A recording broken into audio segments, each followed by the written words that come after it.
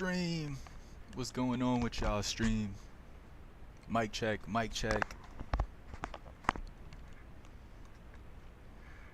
What's good with y'all, man? Welcome back to the stream. Today we're gonna be watching a couple videos, and we're gonna start with the video what I'm looking forward to, yo. Y'all, I just uploaded is the knockout games today. before the tournaments. So the other day we played knockouts at Sariga, and Yo, just that fast. everybody yo. snapped. You gotta reel that left hand in. Everybody snapped.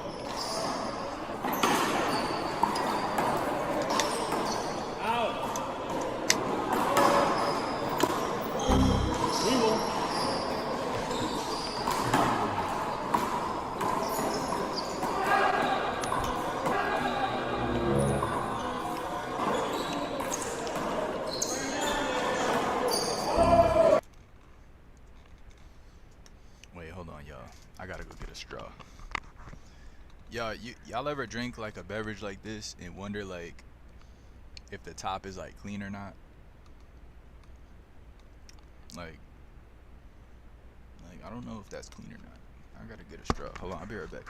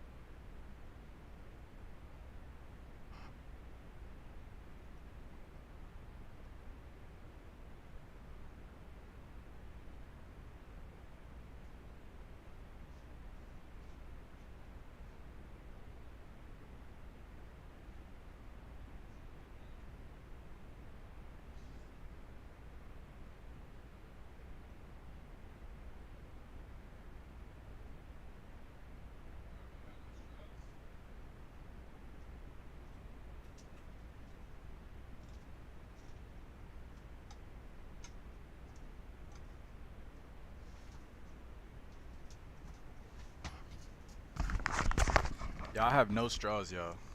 I have no straws.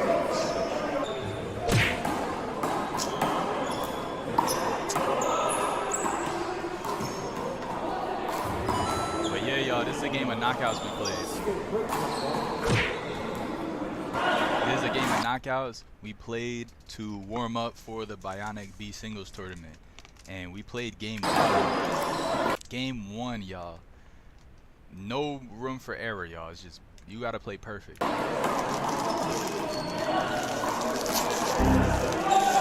Out.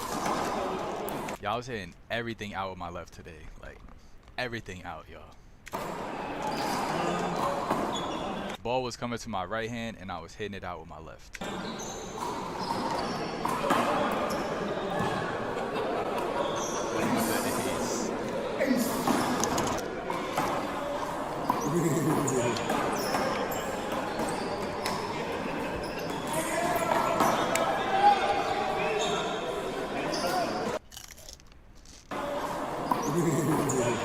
Y'all, one of the two people that walk by right now is gonna dominate this game, y'all. One of the two people just walked by.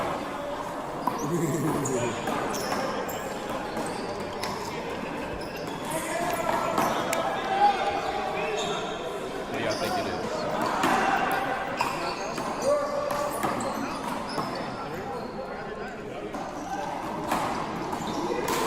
I was told that to a girl a long time.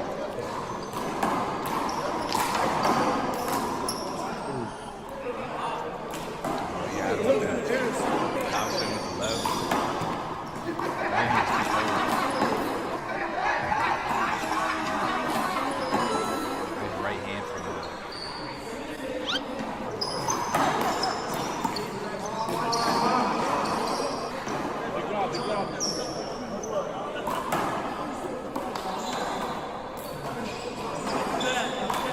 Wait, was that good? Was that good? Can't tell if that was good or not.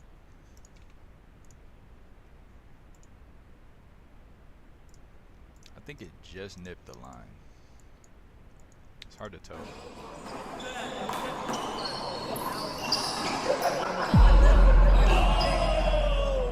He had him right there in the corner. Just barely missed.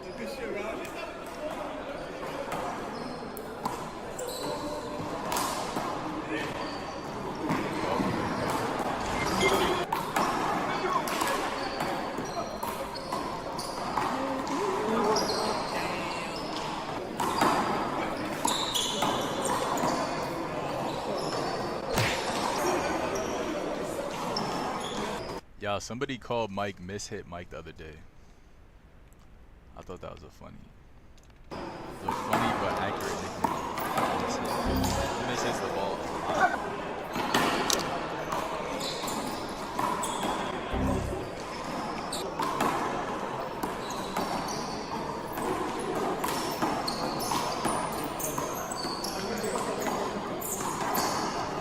Nice ball movement from Kyle. Y'all, Kyle is from Philadelphia, y'all. Kyle from Philadelphia. He travels an hour and change to play indoors here.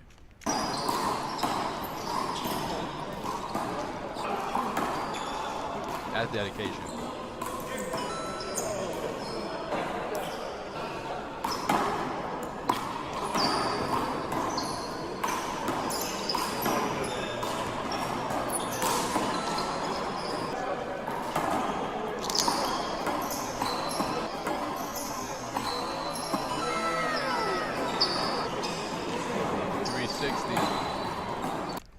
No scope.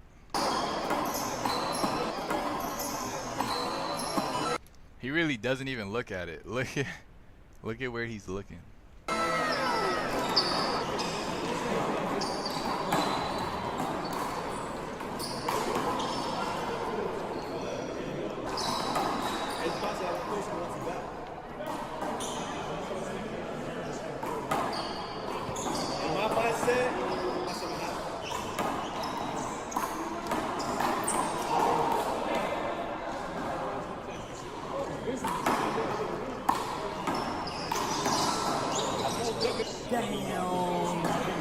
Y'all had a chance to shoot there, and I decided to rally, and he put it away.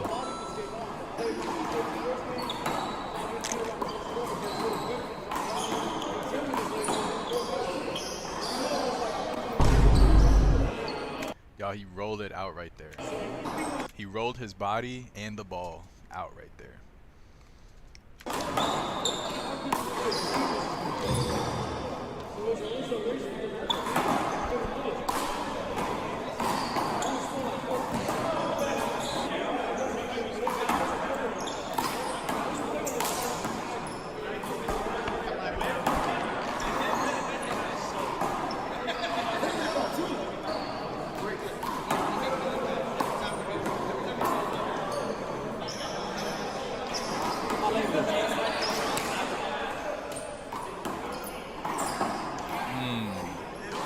That make it look good.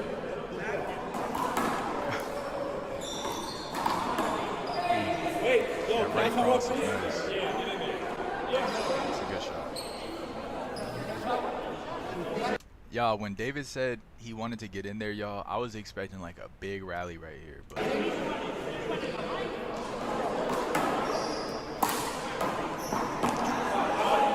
he just gets killed right away. I'll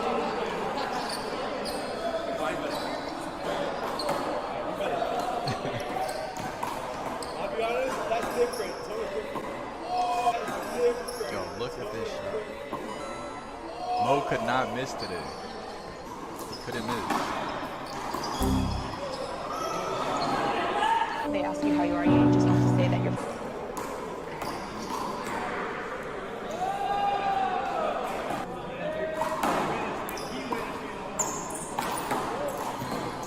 Mo's running it out right now, yo.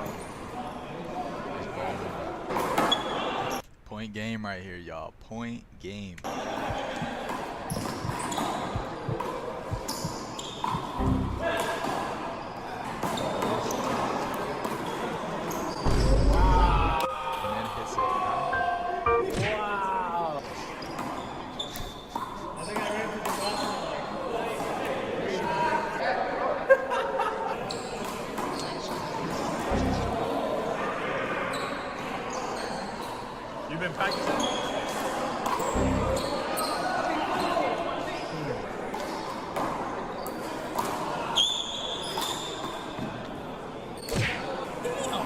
ain't got up to serve yet. Y'all could not get up to serve. He ain't got up to serve yet.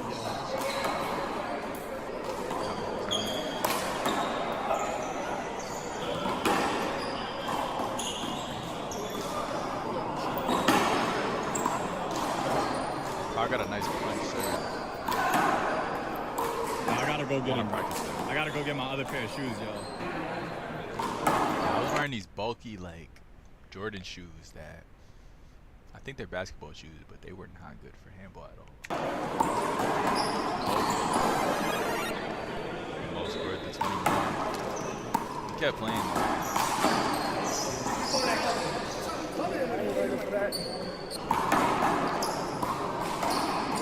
He kept playing. He just wanted to warm up.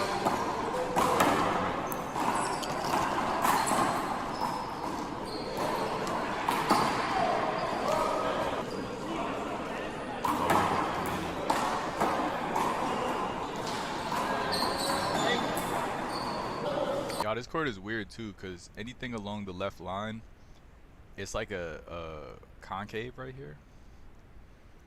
Like it ramps up. So like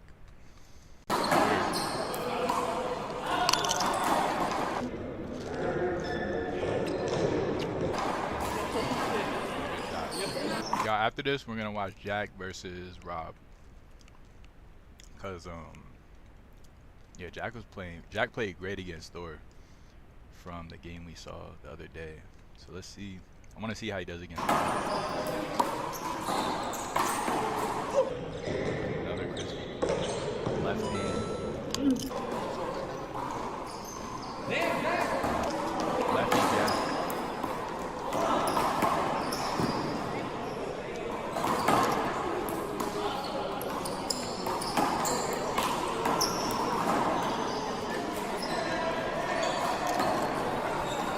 We gotta change the shoes.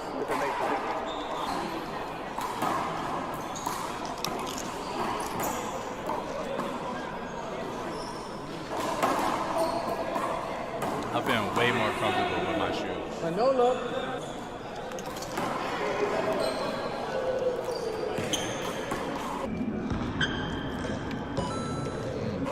Oh, shit.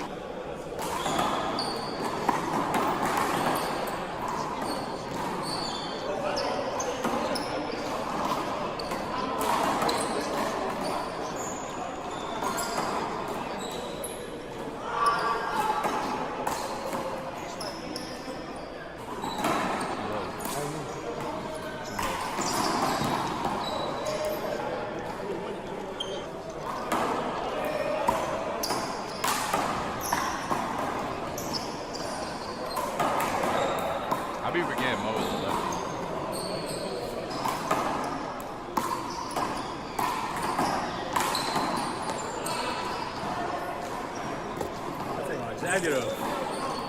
I'm hot. Y'all, I was so hot at this point. Like, hot, like sweating bullets. Sweating bullets. You can't tell, but I'm sweating bullets. He caught me trying to no-look it. Thought I had it.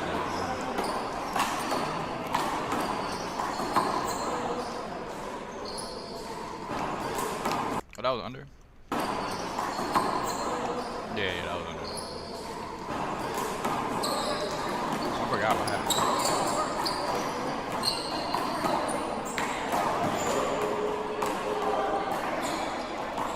Giving it to him.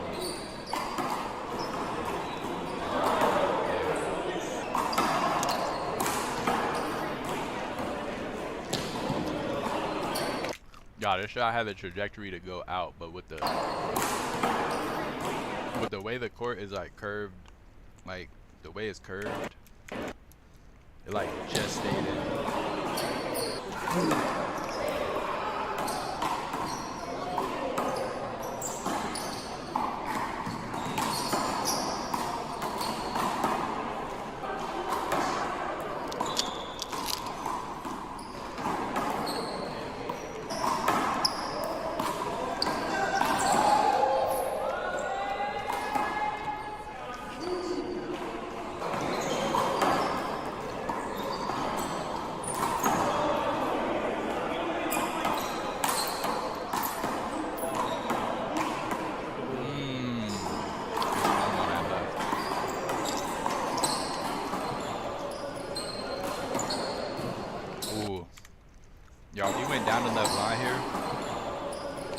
If he went there, I was out.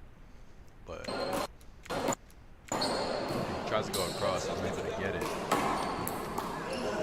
And then that one. And I slipped right here, y'all. My legs were so like, I had Bambi legs from running up from that run right there and then hitting like the uphill. It was so hard to get that good.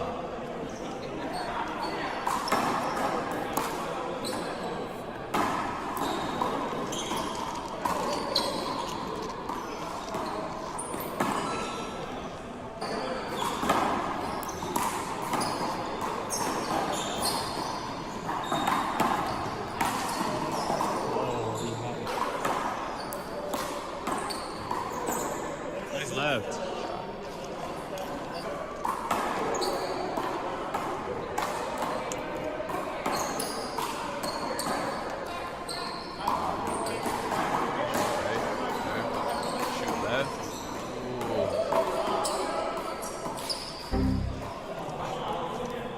Y'all had him on my left. I was like, I could cross it. I was like, I should cross it to the right. And I was like, let me try to drive it up the line. No look. That's a good point too. But another good point, I had the right hand.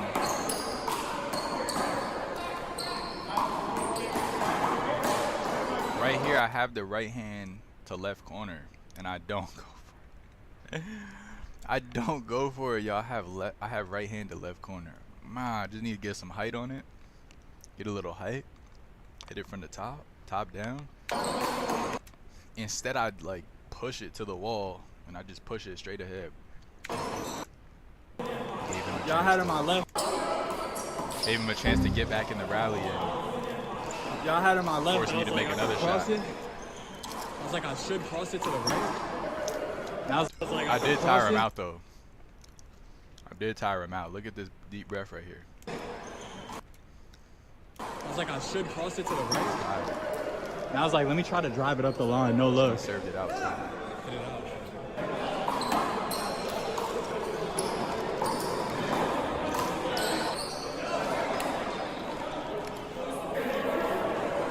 I think Jack forgot.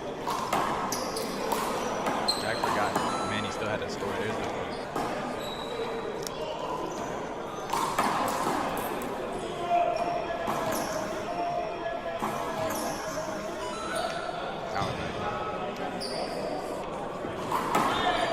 Slice under.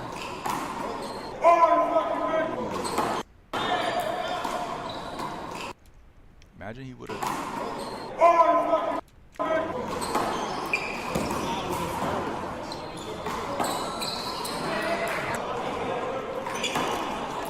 Victor's on the board. I was not running over there, y'all. I read it wrong. His body language made me think he was gonna cross it to the left.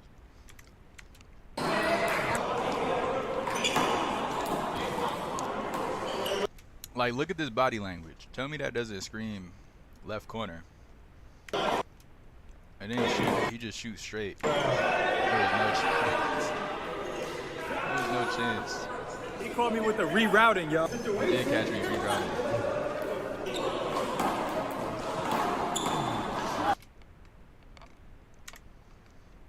Y'all, I never thought about this until Brooklyn said it right here. Tell me Mike does not look like the situation from the Jersey Shore. He caught me with the rerouting, y'all. Tell me now, y'all. And he's Italian. Y'all, Vic said out on that. And I guess Mike just let it slide. That was clearly good, y'all. That shot was clearly good. That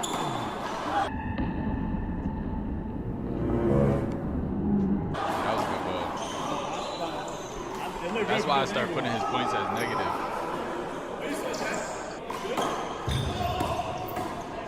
Yeah, good ball. I thought it was good too.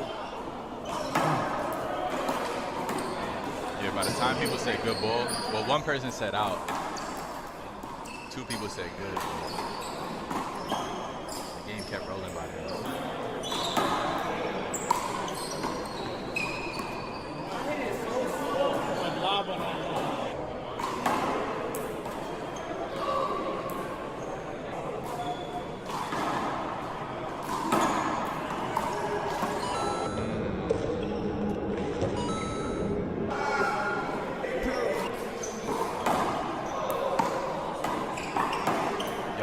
of the crispiest shots I ever hit.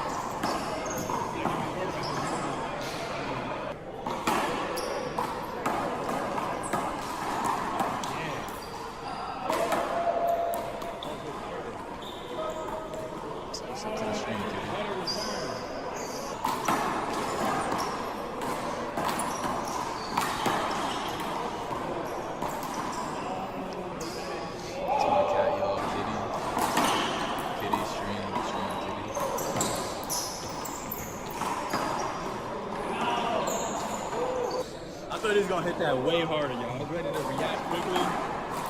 I swung too early with this, Molly. You commented really It's good. my baby, yo. It's my daughter.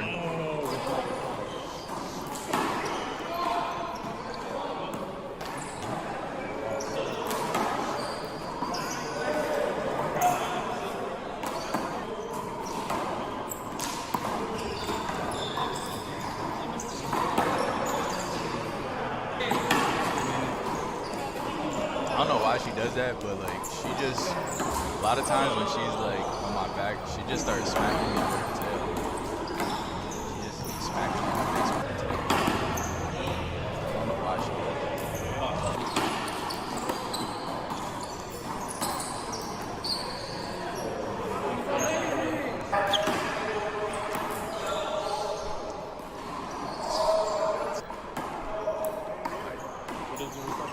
Stop smacking her tail. I think the tournament's about to start, y'all.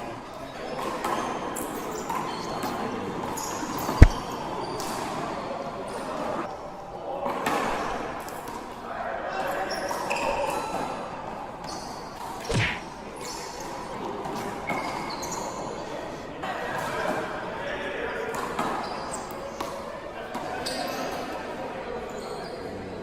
He tries to the left. He tries with the left. Ayada but it 20 doesn't is getting quite ready to land. start. And that's the video, man. That is the video. Hey, if y'all haven't yet, go check it out and drop a like on it, man. Just go drop a like on the video. It just reminded me. Thank you. You know what I'm looking forward to? It just reminded me, y'all. I gotta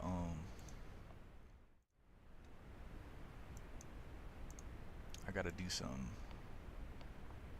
I gotta do something for the vid real quick. Appreciate y'all for joining the stream. Kitty. Psst, psst. Psst, psst, psst. What's good, baby?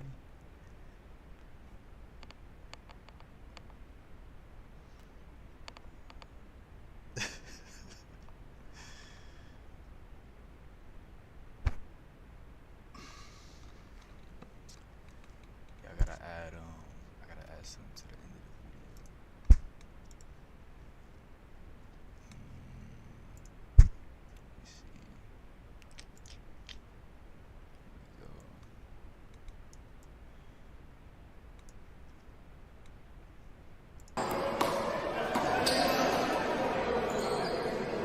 Here we go. Ayada 20 is getting ready to.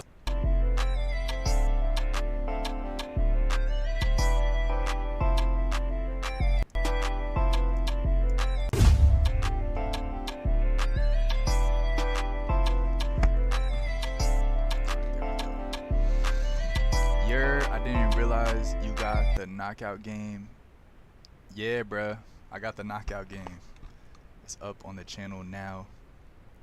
That's your cat? Yeah, that's my cat.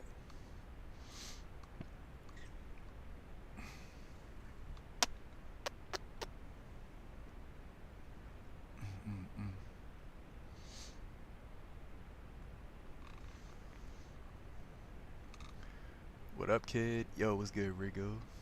Rygo? What's good, what's good? Alright, y'all, we about to watch Rob versus Jack at the Bionic B singles tournament.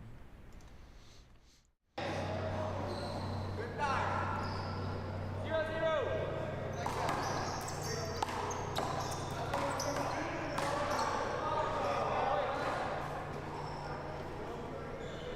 What's it?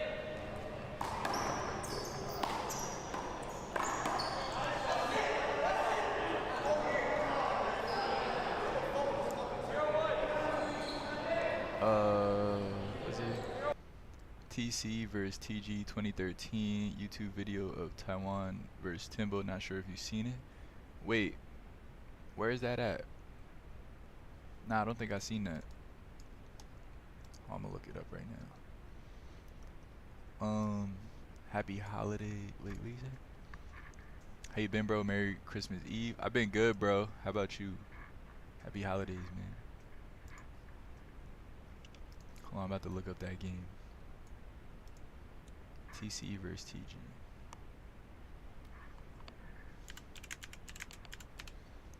Oh, that's is that Team Gus versus, is that the indoor? That's not the indoor where they kept going back and forth, is it? Like they got tied up point game? Is that one? Cause that game was brolic. I ain't gonna lie. That game was mad brolic.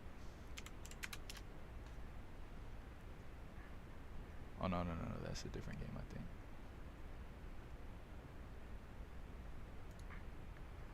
think. Oh, this is Nationals. Oh, okay. Alright, yeah, we gonna watch that next. I did want to watch I got another Timbo versus Taiwan game that I want to watch. From the 4K. I mean from the 10K tournament. So we watch both of those.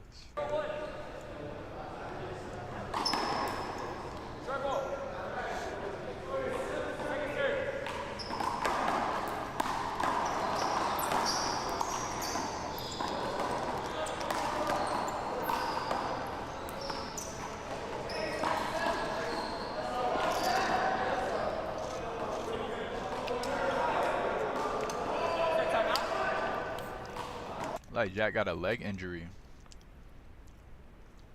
Now it's a game posted by Albert Alpuzzi. Timbo goes crazy at the M. Okay. Bet. Yeah, I got it pulled up right here.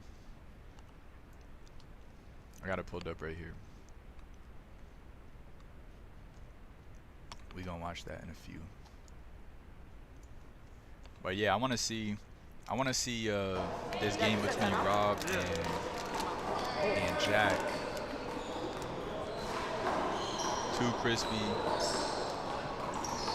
top B players, I would say.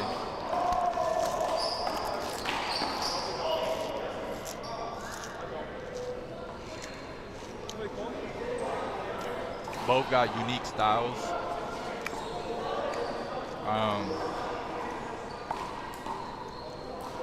Both have unique styles that produce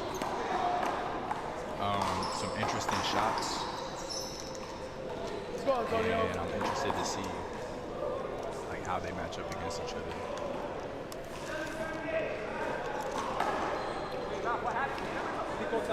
Gio Tavo, Allen William, and others.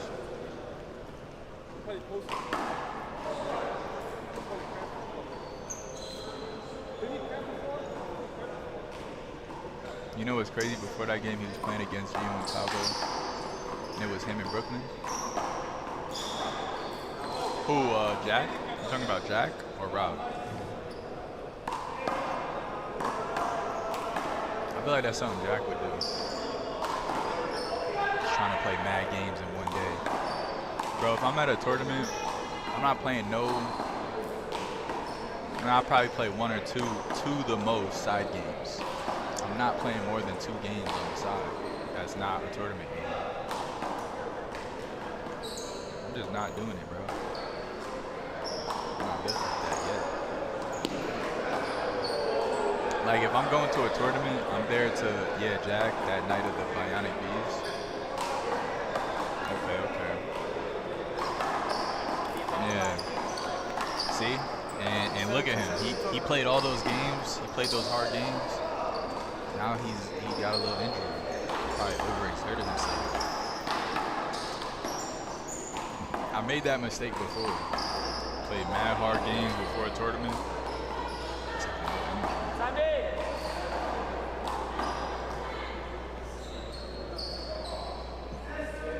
But I mean, even without legs, he still got good hands.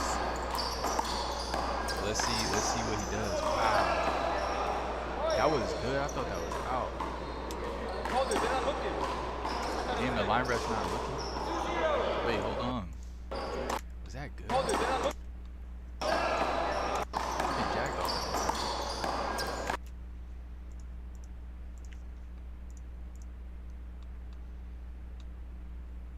Yeah, that was close. I think it might have nipped the line.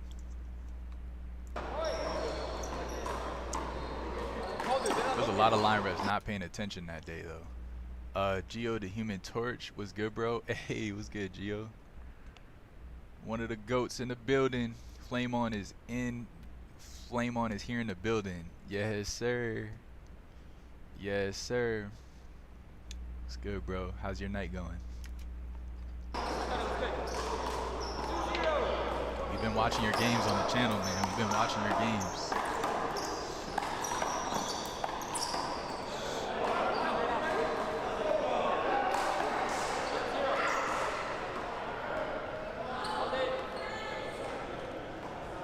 Tavo might be the best doubles team in the world right now, so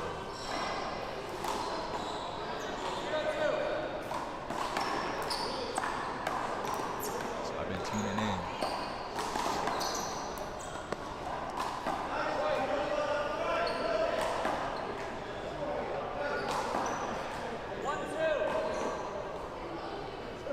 Y'all, both these guys are really tall, by the way, too. A lot of height, a lot of reach.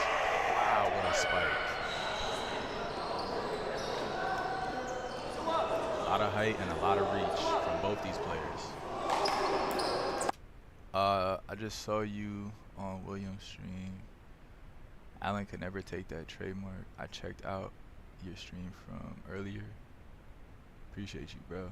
Appreciate you. Let's go! Thanks, bro. Rod complaining about his legs. Complaining to his legs.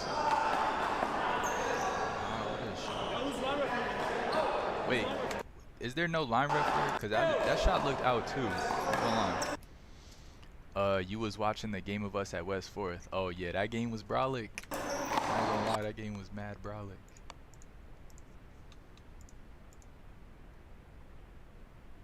Oh, that was good. Okay.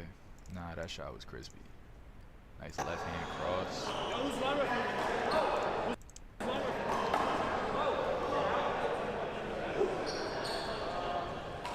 That game was mad brolic. The West 4th game was nice.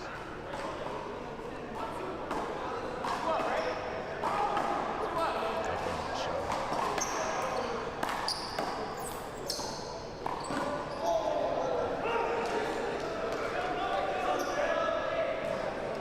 Hustle. Y'all, Jack's a player who his movements don't look that fluid. Like, he's kind of stiff, but he still gets there though. And it's like, it's kind of amazing how he be like covering so much distance with, like, you know, in the way that he does. I recommended that game that night. That game at West 4th was insane. Yeah, bro, W recommendation. Hey, if y'all got games or like any videos that y'all want me to watch on the stream, just like DM them to me or like link it. Like, just put it in the chat. Any games y'all want me to watch, any games or videos that y'all want me to watch on the stream, just like comment or like just DM me. Y'all, they're playing on the middle court, so there's probably going to be a lot of ball-ons. Because they got to worry about this game, and they got to worry about this game. It's 2-all right now. It's a new game. Okay. Rob's shooting from the long line. But Jack was there. Jack was there with that reach to hit a shot of his own. Nice return from Rob, just pulling Jack away from the middle, you know what I'm saying, making him move his legs and keeping the ball away from him. Nice job getting up to serve. Thanks, I did stick my left in a few times, but it's just to cover Tavo. Yeah, you was stick your left in a little bit. I did notice that. Jack has a long reach. Bro, mad long reach. Like, he's tall. I think I'm taller than him, but I think like he has like longer reach. Like, he just has long arms aside from being tall. But the thing is, that night Jack played with Brooklyn against you and Tavo, so he must have exerted his leg or something. I'm surprised he was able to still keep up. Yeah, bro, and he played a solid game against that guy from Florida. Jack played a solid game against that guy from Florida. They were both running. But Jack was hitting more shots, so he didn't have to run as much. Yeah, he played well. That's what I'm saying, like a little warm-up before a tournament is good. I feel like too much is not that good. Mind you, the games are going to get harder and harder. Like, generally speaking, the games in a tournament are going to get harder and harder. So, like, you know, you're going to need to exert a little bit more every game. So you want to have enough in the tank. Yes, he wasn't supposed to play us before his tournament games. Right, bro? Isn't that like too much? I bet he was playing mad hard too.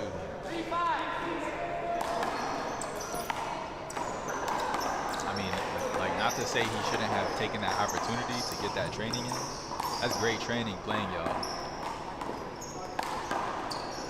But maybe just maybe do it at a different time. Do the timing of this. Wow, he just has just nothing but space right here. He has all right here. He could drive it a little bit higher. I would say probably like right here is like where he could shoot for. All around here, right? All right here he has. Because Rob's literally just, you know, 1 foot halfway off the court, but he goes for the shot. He doesn't make it. And Rob is just not happy that he rallied that long.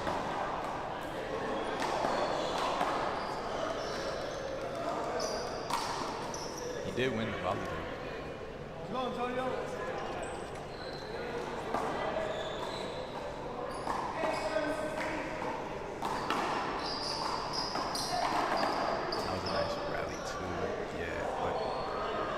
That is just how me and Tavo play together. Always stick our lefts in on each other.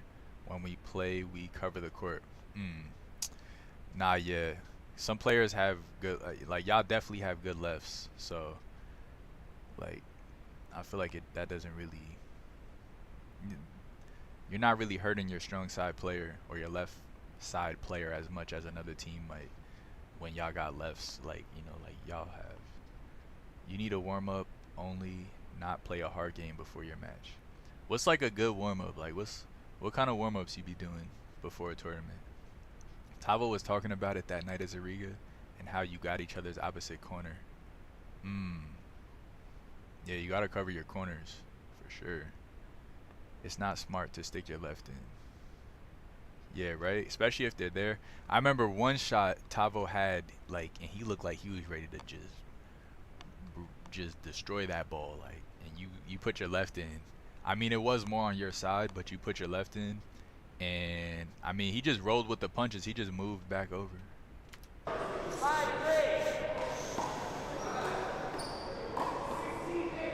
But yeah, generally speaking, right?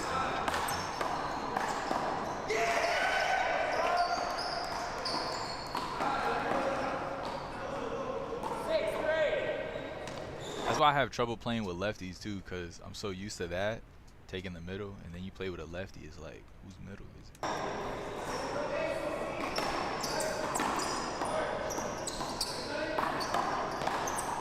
Rob goes for right corner.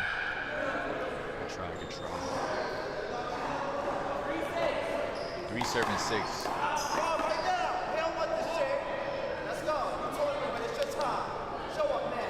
Okay. Taiwan gassing Rob up from the side. Yeah, he did have him up the line, right? Up the left line right here. He tries to cross. Tries to hit the cross, left to right corner. But if you hit the right shot with your left, you could rally counter a person's best shot. Yeah, that makes sense. Especially people going to be going to your left, right? You're going to be going to the weak side player's left.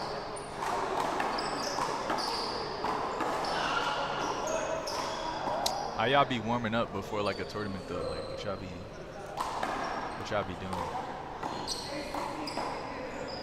Y'all, I seen Gio and Tavo playing it was playing whatchamacallit? What's that game? Like the fly? The birdie rather? Hit it back and forth. I forgot what it's called. Badminton. We're playing badminton.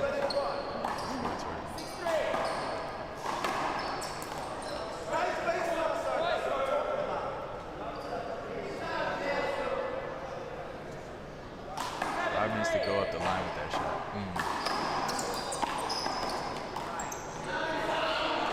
Tries a short hop it there. Rob tries to hit that short hop. Could have been crispy. So he get the right touch on it there.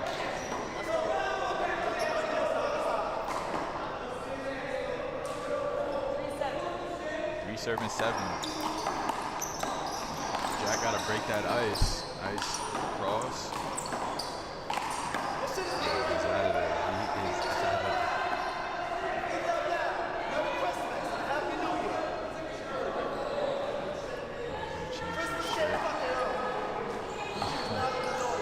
Yeah, they're cheering Rab on. They're cheering Rab on crazy. Nice shot. Nice short hop. What happened? There was no move in there. I didn't think.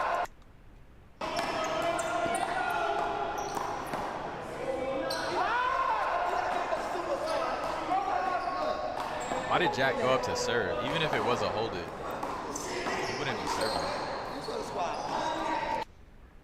Yo, your son is gonna be a beast. I remember playing with the last booty being 2013. Badminton. Yeah, bro, badminton.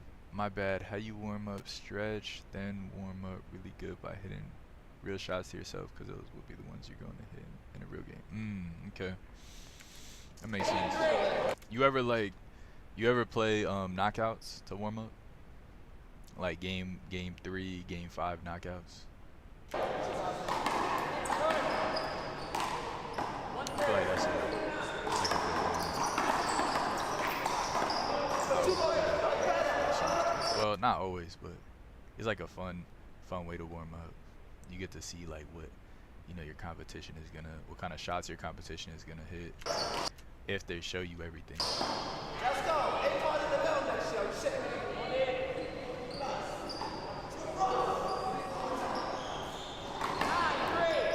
9 serving 3 tripled right now.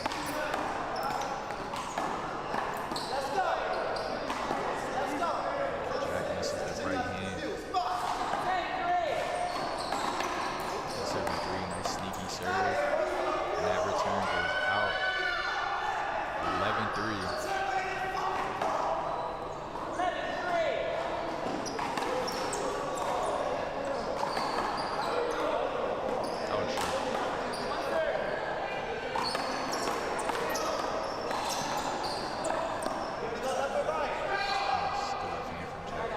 Jack's looking like Jack was looking like a lefty this whole tournament. He hit way more shots.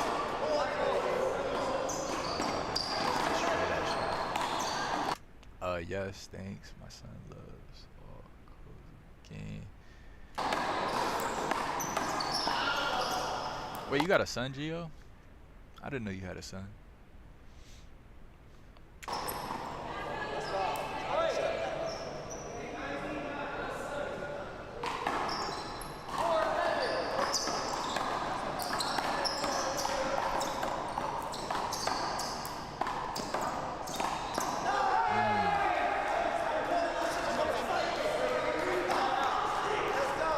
Yo, this game is looking.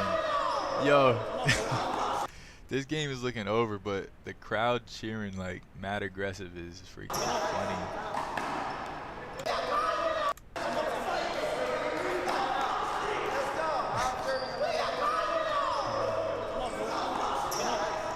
Yeah, he is 12.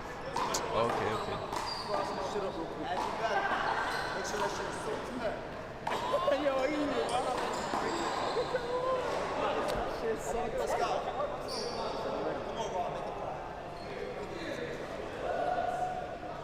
Bro, how is it like being a parent and like balancing like handball training and stuff like that? Did you take a break? I think it's here. You have to take a break from handball.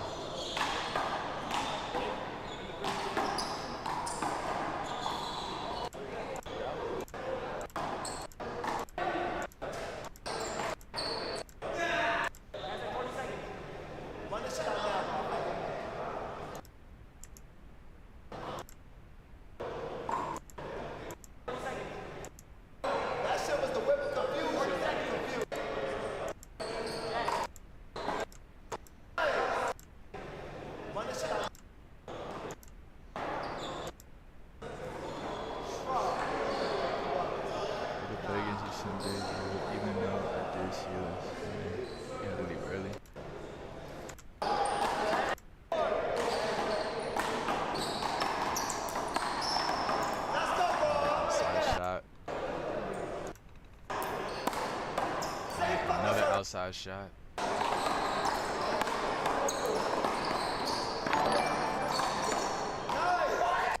What is that? Gio the Human subscribe. Yo, I appreciate you, bro. Thank you. Appreciate you for subscribing. Yeah, man. We do a lot of good stuff on here. Handball content, streams, videos. Appreciate that. It's great, bro. Greatest feeling in the world. Okay.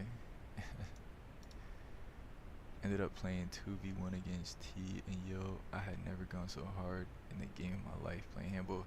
Nah, Kenny, you was sweating bullets, bro.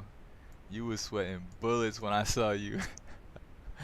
I think I was playing wait, was I playing? I think I might have been playing Jonathan, and like it was a timeout, and I looked over, I saw you like by the door, and you was just sweating bullets.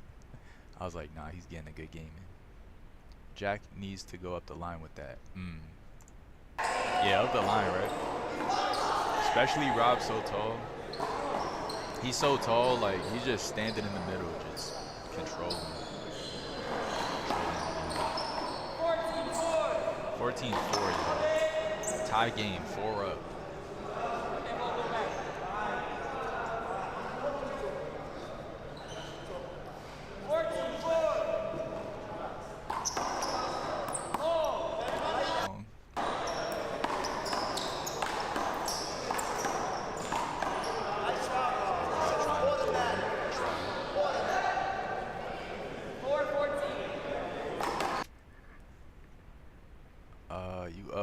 Late again, you the man. Nice talk. Let's get you a headset. Yeah, bro, I'm up late again, and freaking yeah, the VR stuff is mad interesting. It's just a lot of bread, that's all. It's too much bread. Yo, if I had VR like live streams would be funny. That'd be interesting. That's how you know I need to get back in shape again. Yeah, bro, I mean, that's how you do it, really. That's how you do it, just getting in the field and playing.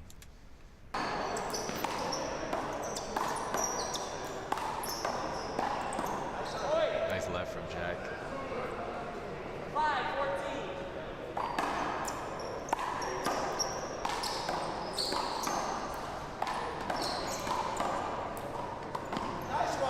Good try. Yo, is Rob a gym teacher? Do y'all know? Is Rob a gym teacher? Does anybody know if he teaches like gym for school? Cause he got Jack doing the pacer test right now, y'all. He got him doing the whole pacer test.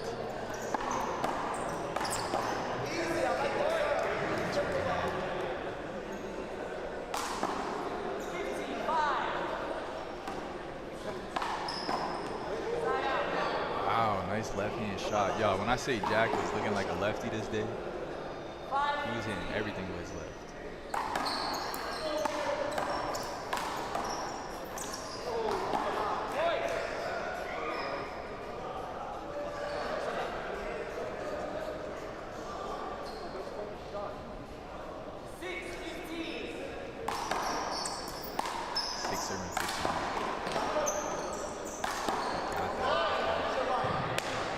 Got it, but it was a setup. Right, that's a wipe. Is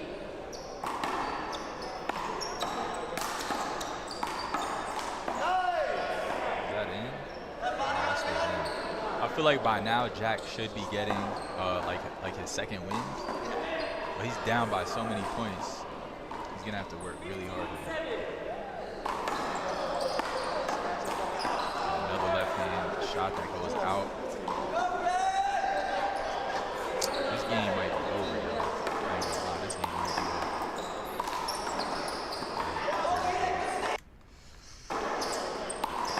He goes up the line, so he is noticing his mistake, y'all. Every time he tries cross, well, the last few times it hasn't worked. So this time he tries up the line. It's not the cleanest up the line, but it is, you know, he does take Rob off his pivot.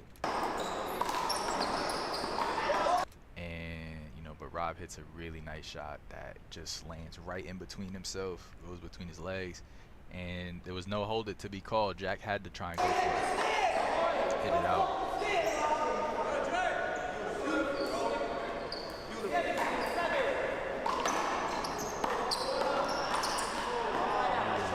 That's the shot.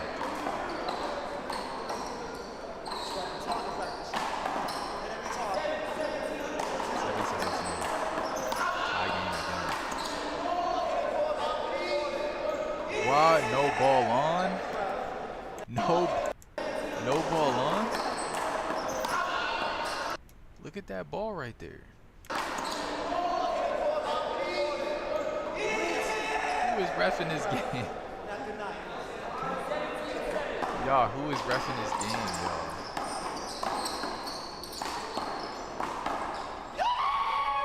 Oh, nice.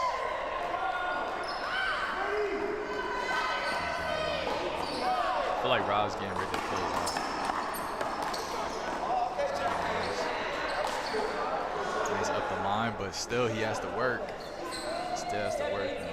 Let's see if he can score some points from the front.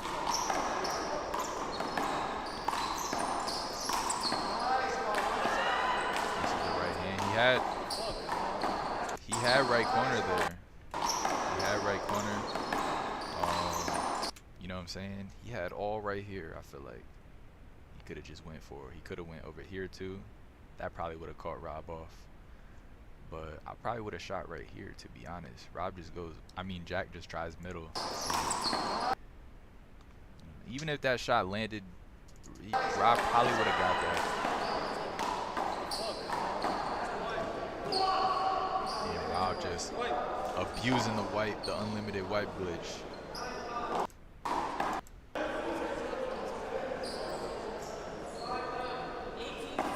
18-7. Wow. Jack always missing easy shots. He was supposed to go up the right line. Yeah, that's what I'm saying. That's what I'm saying.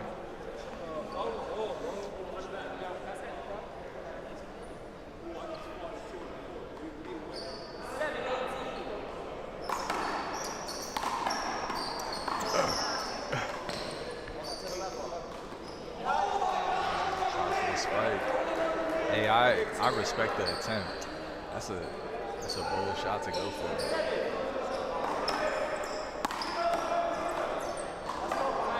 Rob just refusing to move his legs on that shot. That's it.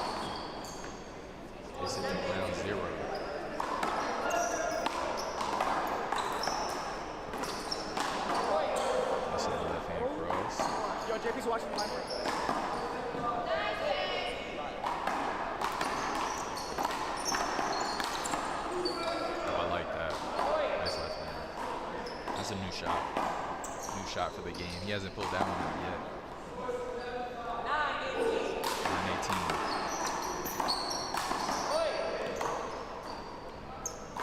That's a ball on the serve. Jack scoring a bunch. Oh, bro, I was going for his errors.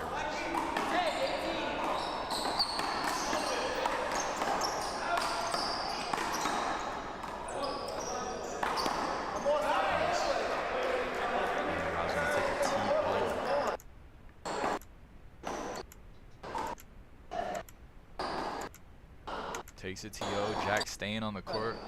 Yo, I feel like more than like winning, Jack just wants to like get cardio on or something. I feel like he treats tournaments as like a gym session, like going to the gym.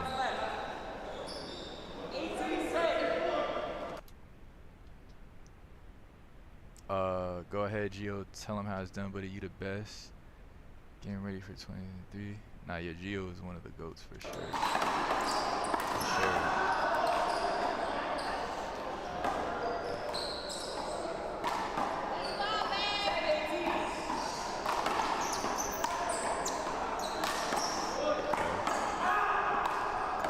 Oh, nice gravity. Good shots all around. Pushing the issue is Jack, and it pays off. I saw that opening and he went for it.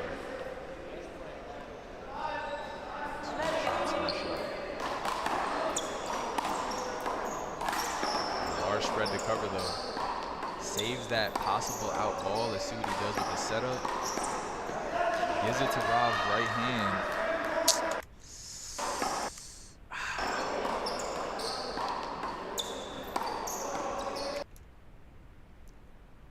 Y'all, where y'all going with this shot right here?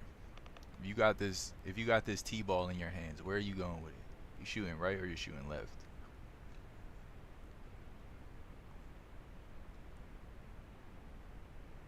Not gonna lie, y'all, I feel like killing it in front of me might be. I'd probably try and shoot right in front of me. I ain't gonna lie. IDK Jack, how Jack was doing it after those doubles games outside of the tournament. I needed stamina. He got mad stamina, that's for sure.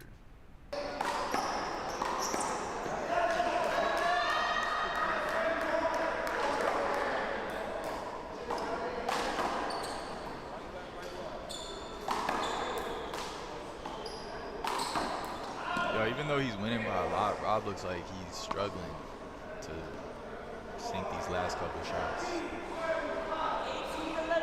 18-11. Nice.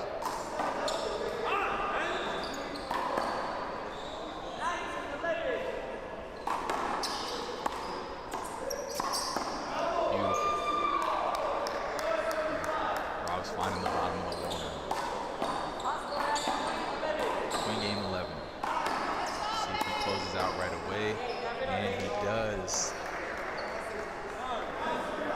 Good stuff, good stuff. Alright. Good stuff, good stuff, good stuff. Amir, I know you always ready. 2023, you coming on strong. That's a fact, bro. You surprised me this year with some of your wins. Great job, bro. You definitely up and coming. Thank you, bro. I am, man. I'm gonna keep it up. Keep it up. I'm gonna keep it up. Alright, y'all. Next game, we're gonna watch this. We are going to watch this game right here. Another singles game. 0-0. Rick Bolo versus Taiwan. Cook. Alec, FaceTime video. Yo, what's good, bro? Yo, can you come open the door downstairs? I left my keys. Yeah, I'm coming right now. Hey y'all, I gotta run and open the door for my roommate, y'all. Stay right there, y'all. Hey, I'm gonna be right back, y'all. My roommate got locked out. I gotta go open the door for him. You still owe me that singles match? Yeah, bro, I do owe you a singles match. Bro, prepare for it, bro. Get ready, cause I'm playing hard when we play, bro. I'm gonna play mad hard. So you better be ready. You better be ready. You don't got no excuses neither. You've been playing Tavo 2-on-1. So I don't wanna hear nothing when we play. LOL. Yo, guys, I'm gonna be right back, y'all. Give me like 2 seconds, y'all. I'm coming right back. I'm coming right back. Just talk amongst yourselves. I'm coming right back, y'all. Give me 2 seconds. All right, don't leave. Coming right back.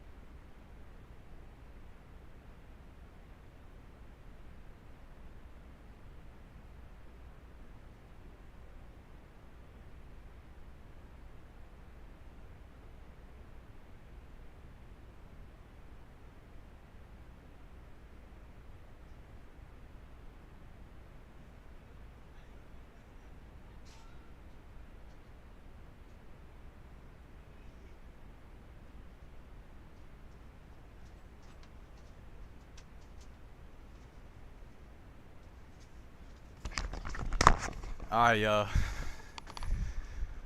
My fault. Yeah, oh, word, LMAO bet. Yeah, bro. I'm serious. I'm playing hard, bro. Playing hard when we play.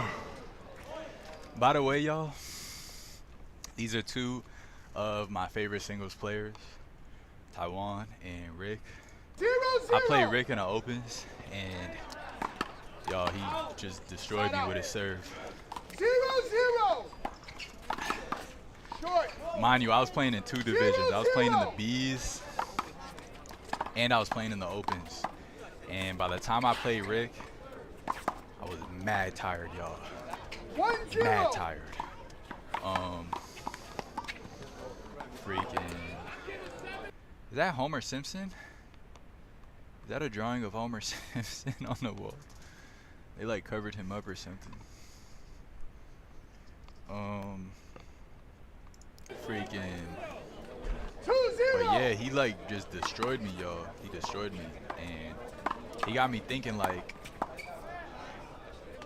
what I could have done better, 0-2. how I could have like played that game better. And so yeah, I want to see like how other players fare against him, like what they do about his serve, what kind of returns they give. Okay, that's a nice return that 2-1. I did not utilize up the right line. Church ball, yes, I'm gearing up for one final year. Wait, what you mean final year? 2-1. You're not retiring, are you?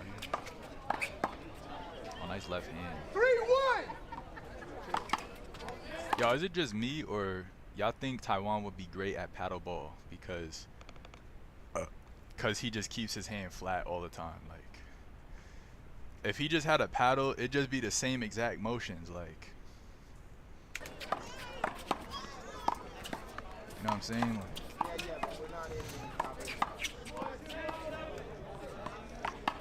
4-1. 4-7-1.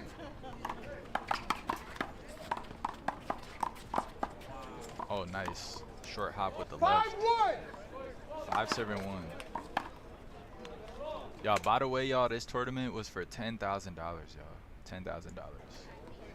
5-1. That's like one of the biggest, like, prize pots for a tournament. 1-5. With taxes, though. Squeeze. What's good, kitty? 1-5. Say what's up to the stream. Say what's up to the No stream. block. Y'all, 5-1. with taxes, y'all, that 10K probably turn out to like 5-1. what? Like 5K. Probably turn out to like 5K with taxes. 1-5.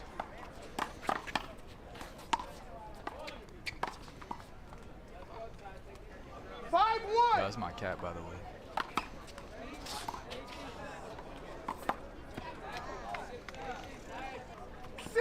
Say what's up, kitty. Say what's up. Yo, she don't see y'all. 7-1. I don't think she sees y'all. 7-1. You showing them your, you showing them cheeks. 8-1. 1-8. One serving 8.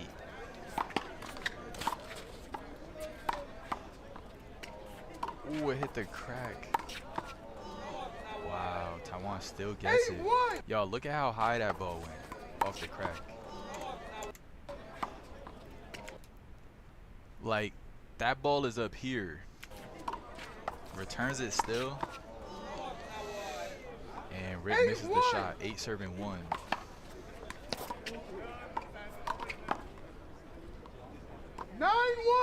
Wow, what a serve and second shot. Taiwan does a great job of serving and putting away the next shot, whichever hand. Taiwan taking a timeout. That serve was killing me, y'all. Whenever Rick hit me with this, y'all, and I don't even think he was hitting it like that deep, but nah, he probably was. My left hand was just not, just didn't have it in the tank.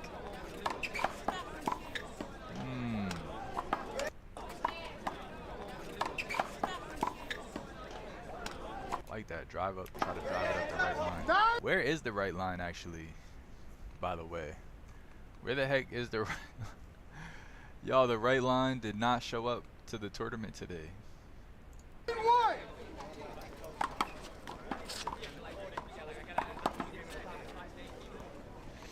shot. That's that serve and kill that I was talking about. 10-1.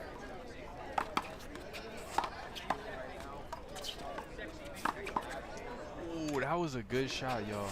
Look, he was off balance. It looked like the ball cut back though. It looked like it cut back that way. Like a little bit, like slightly. And Rick didn't have the footing to 11-1. shoot that shot the way he wanted to. Playing high on the wall. Wow, and Rick, instead of going for the obvious shot, y'all, which would be over here, Rick tries to, I feel like he just tries to like trick him. And it goes out. 12-1. 12 seconds. 12-1. 12.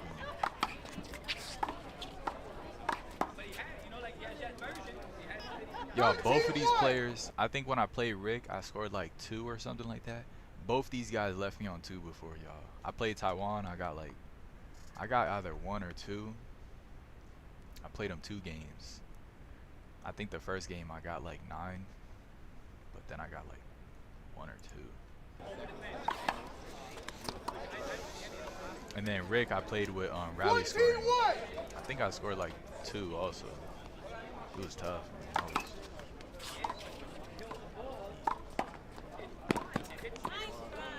Shot.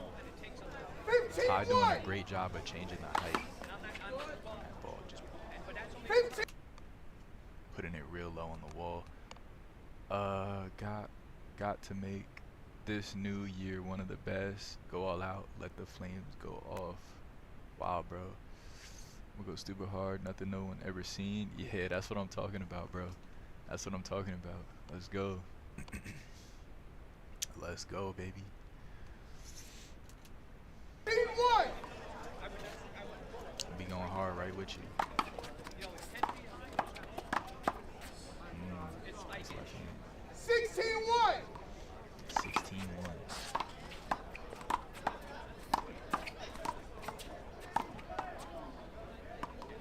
That shot goes way 17-1.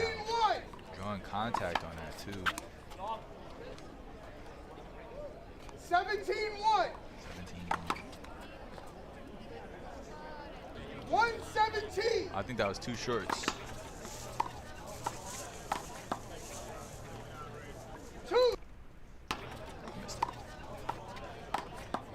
Nice left hand from Rick. 217. Yeah, both these guys are A players, by the way. 217.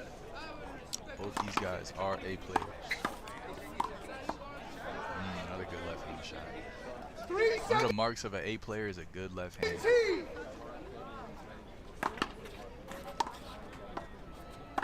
If you're right, that is. That's a good shot. 417. 417.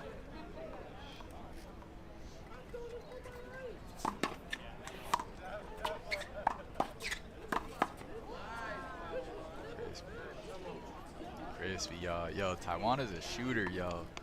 He is a shooter. That boy can 17-4. shoot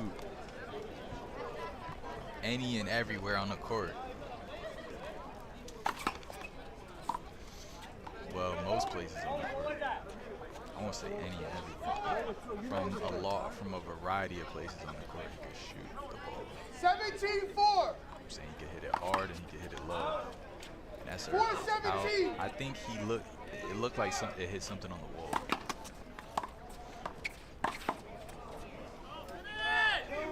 17-4. Y'all, could you believe this dude smokes cigarettes, yo? 17-4. Dude told me he smokes weed and cigarettes. 18-4. But he like goes to the gym to like counteract it. He, like works out a lot.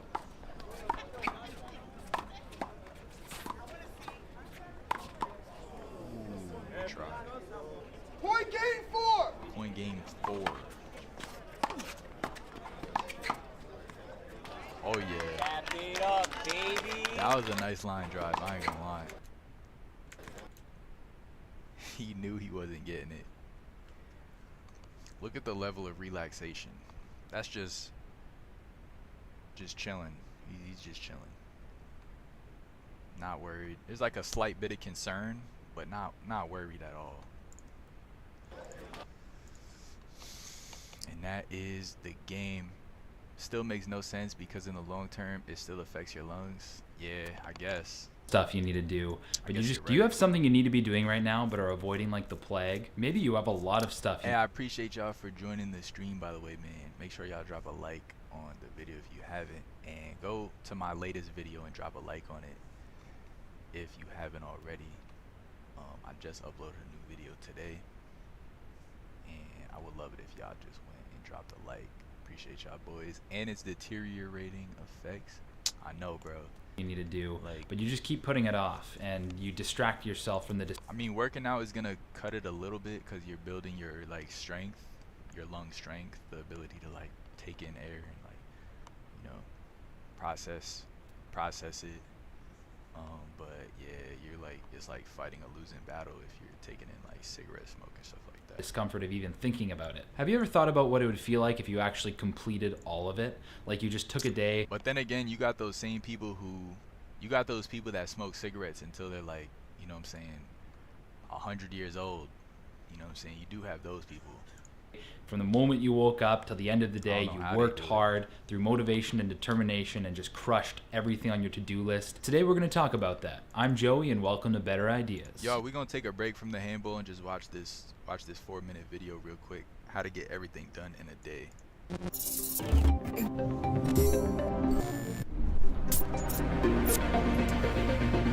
Being massively productive over a long period of time can seem like an activity that many people lack the motivation or focus to pull off. Yeah, especially if you smoke 2 packs a day. Where 2 packs a day is crazy. But what a lot of people don't realize is they don't actually lack motivation or focus. They're just not setting the right parameters to foster an environment of productivity and focus. In order to have a day where you're massively productive from start to finish, you have to set yourself up for success. So here are 5 techniques that I use when I really need to get stuff done. And when I use them together, I notice I'm just far more focused, far more motivated, and I actually end up crushing everything on my to-do list. Also, disclaimer, these techniques work best for Hey, y'all ever have that feeling that y'all got like something more important to do than what you're doing right now? Y'all ever be getting that feeling? homework, office work, paperwork, anything where you can sit down at a coffee shop or at a desk. Number 1, find your sacred space. The sacred space is your particular geographical location that you treat with the utmost respect. It's your temple of productivity. It could be a particular coffee shop that you notice that you work really well in, or it could even be a certain corner in your house that you notice that you just have extra focus in. You just have to make sure that when you're there, it's for studying and studying only. Once you goof off in that spot, you've officially desecrated the sacred place and it's no longer sacred. You have to find a different place. You ruined it. My second technique is start your work first thing in the morning. If you're Y'all, where's y'all place that y'all most productive at? Yeah, sleep, LOL. Yeah. Bro, go get some sleep, man. really serious about getting work done that day and it's really important to you, don't check social media first thing in the morning. Don't go on your phone. I feel like this place right here is where I'm like most productive. Like this place right here. Just go to the sacred space as soon as possible and start hitting the books and getting to work. As I've mentioned in previous videos, willpower is a finite resource that depletes with every single decision you make throughout the day. So in the morning, you have an abundant amount of willpower that you can use at your disposal. So just channel that glorious amount of willpower and just hyper focus it into being productive. Step number 3 is to make a proper checklist. You need a roadmap as to where you're going. And making a good checklist is a lot more than just writing all your tasks in random order and putting a little tick box next to them. You have to organize, prioritize. Wait, it's not? That's how I make checklists. I just put boxes. Word, I should. I'm a KO. Yeah, bro. Get some sleep, dog.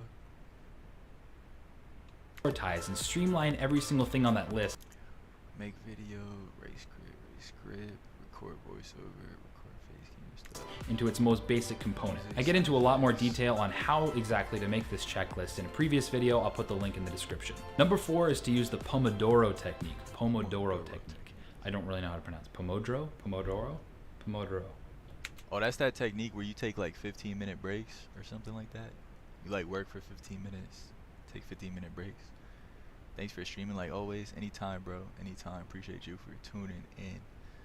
All the time. It's why I never take my mind off God. And that hour of prayer each day is the one thing that has to get done. Even if nothing else gets done, that's the key to doing it all. Yeah, man. God is important. Meeting with the one who knows it all, for me, is key. Word. Word, man. Put God first. Totoro. So basically you work for 25 minutes and take a 5-minute break doing some type of non-mental work for 25 minutes, 5-minute break. Hyperactive activity. This reduces the amount of mental strain associated with high levels of concentration and allows you to work harder for longer. Technique number 5 is to set a final alarm to the particular time that you need to start thinking about something else. Now this one seems kind of obvious, but a lot of people neglect it and don't really realize its importance. I know in my own life when I have a meeting or a class sometime late at night and I'm trying to get homework done earlier in that day, I'm always thinking of that looming thing I have to do and not all my attention is focused on my present work. So in order to have the most effective work session, you have to really free up things like that. Free up mental RAM. Don't think about the things that you have to do in the future. Just focus on the now. So that's why you have to delegate the mental RAM or your responsibilities to things like alarms. So once you set that in place, you don't have to worry about it anymore. You can focus 100% of your attention on the task at hand and really get things done and hone your focus. Most people are familiar with at least one of these techniques, but very few people use all of them at the same time. And the people I do know who have incorporated 3 or more of these things into their daily work routine are some of the most productive people. At least one of these things done and hone your focus. Most people are familiar with at least one of these techniques, but very few people use all of them at the same time. And the people I do know who have incorporated 3 or more of these. I like that edit he did when he did his hands like this and the screen like zoomed in. Things into their daily work routine are some of the most productive people I've ever met. So give it a try. Maybe you have a dark cloud of looming responsibilities hanging over you, causing you to be stressed, anxious, whatever. Well, by properly utilizing these techniques and incorporating them in your study or work session, you can be sure that your focus will be honed, your productivity game will be off the charts, so you can chip away at that mountain of responsibilities until it's a little pile of dust lying at the feet of you, the victor. If you like this video and want to see me make more, be sure to hit that subscribe button down below. And if you have any ideas for future videos or requests or suggestions or anything at all, leave it in the comment section below. I'd be happy to answer. Also follow us on Facebook, Instagram, and... That was cool. That was cool. definitely take some of those into account. The Pomodoro technique. I wonder if that works. Work for 25 minutes and then take a 5-minute break. I'll try that. And once he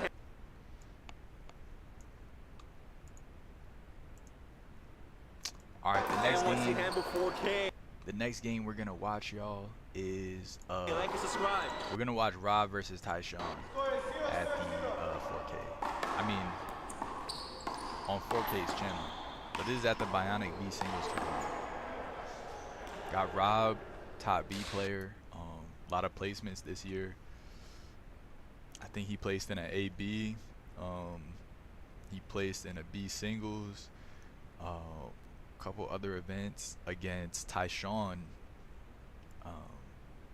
First place in a countless doubles, B doubles events this year with his partner D-Boy, and set to get his A card in January. So let's see. But I haven't seen Tyshawn in a lot of singles stuff, but let's see how he does against Rob. I actually haven't seen this game yet. I know who won the tournament. Hey Amir, you in my prayer. You stay humble and have a great Christmas to you and yours. Be safe. I'll be looking forward to your future content.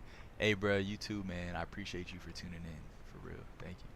Hope you have a great night and happy holidays.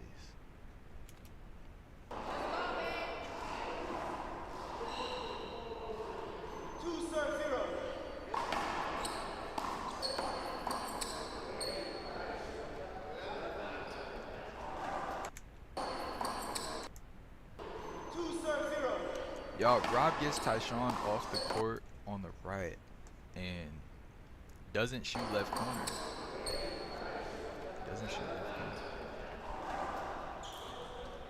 That's an interesting choice of shots there. 0-7-2. Zip 2.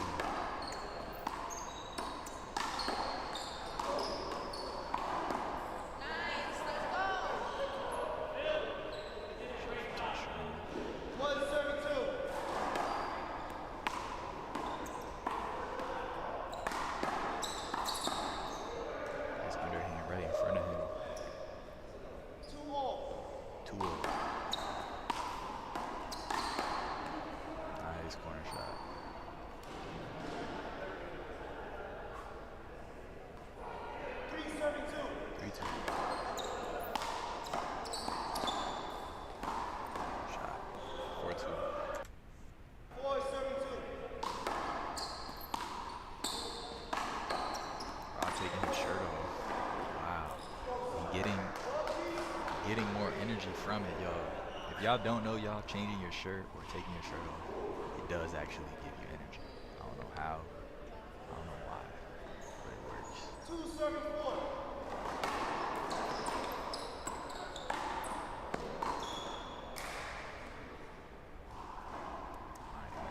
That energy might have ran out. 472.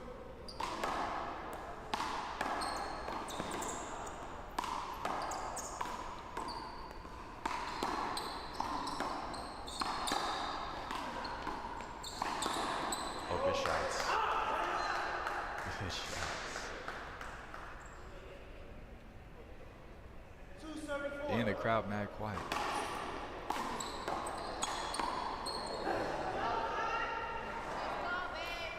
Okay, there the cheers. There's the cheers.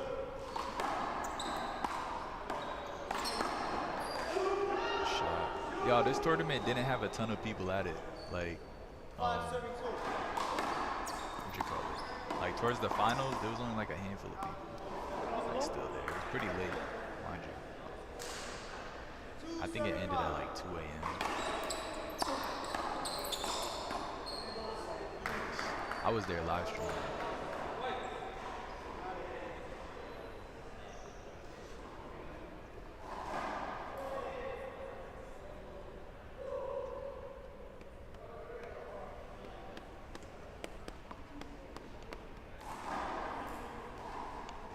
Kidding.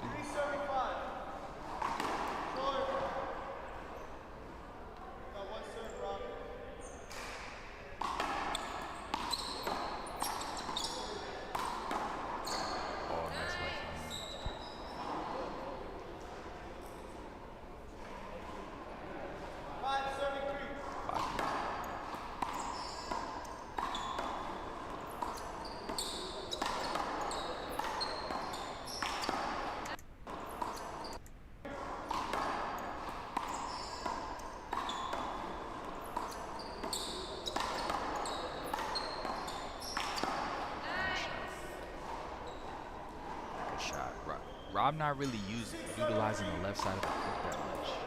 Notice.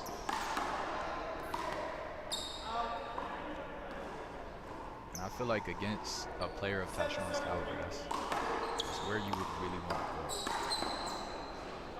Timeout call.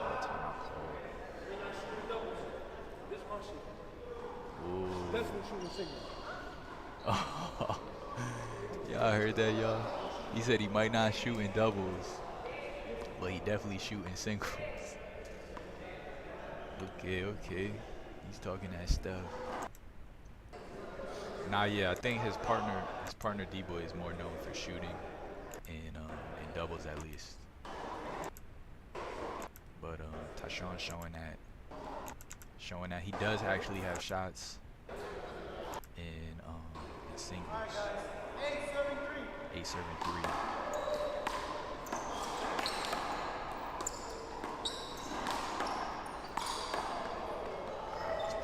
Putting a little too putting way too much on that. 9-7-3 triple. What a shot from the floor. From the floor. 10-7-3 and Tyshawn got that. Tyshawn got a fire in his eyes. Good shot by Rob, nice shot. 3-7-10.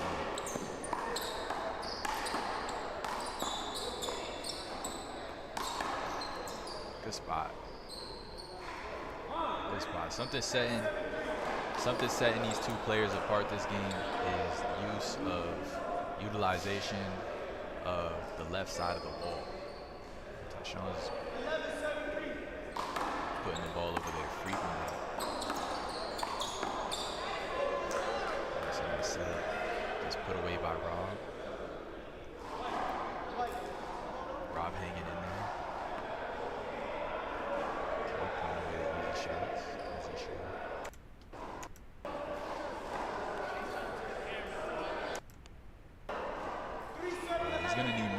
He's gonna need to shoot more than just the setups if he wants to win this game.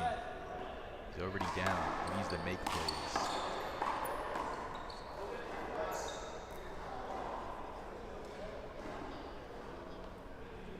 He has to create openings.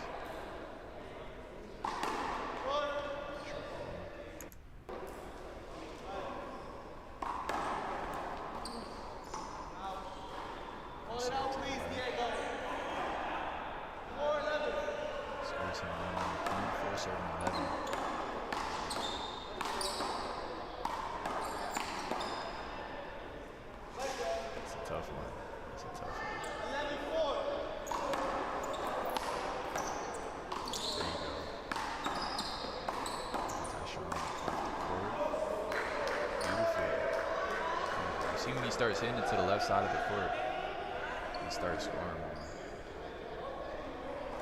Tyshawn is a right.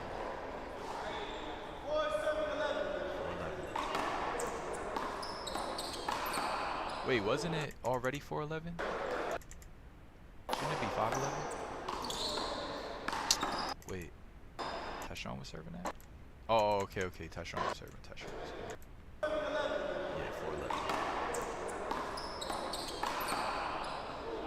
Spot.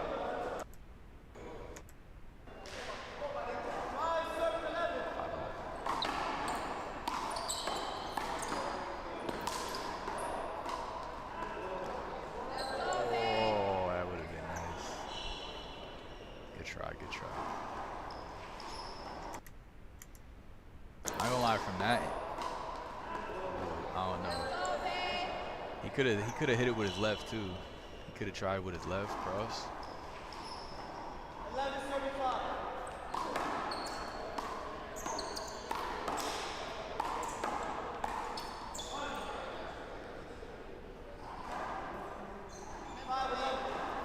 Rob's back up to serve.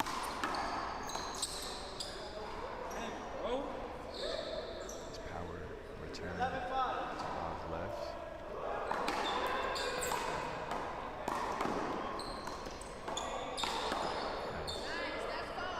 You could tell Tyshawn is just on right now. You know, when people say like he's on, or you know, like that flow state where you don't really gotta think too much. You could tell he's experiencing it. He's channeling that. Rob catching him up the line though. That's a shot that would catch anybody.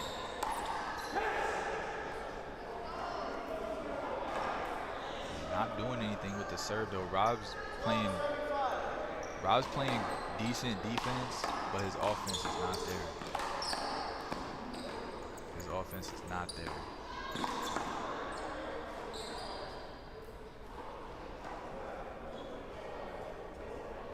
13-5.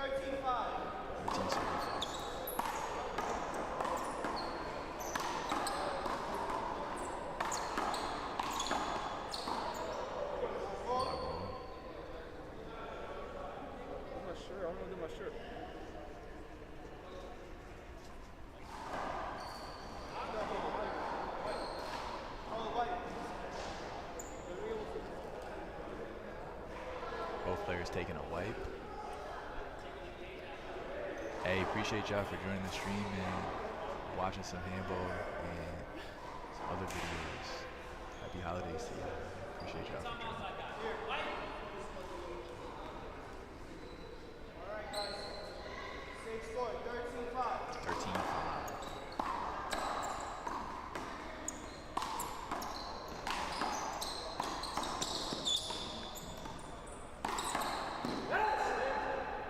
Rob just refusing to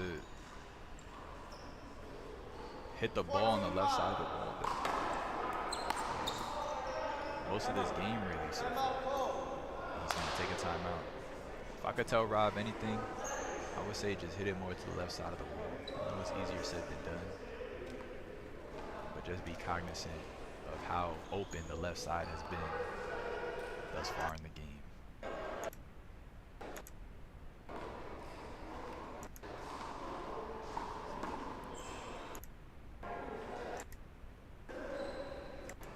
Y'all, who's that handsome guy right there? Not him, him. Who's that handsome guy right there?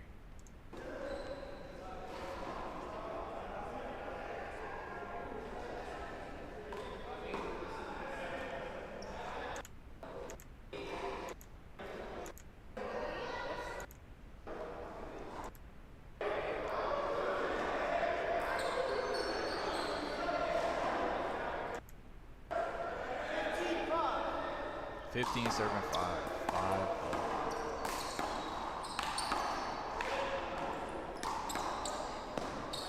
Well, I think he called a hold it, but no moving there.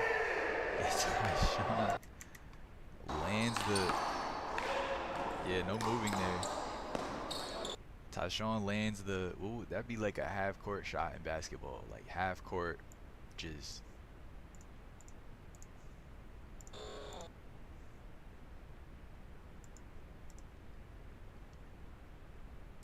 drops right there, and Rob is in range, but I don't think he definitely didn't read it landing, or else he would have went for it, I'm assuming.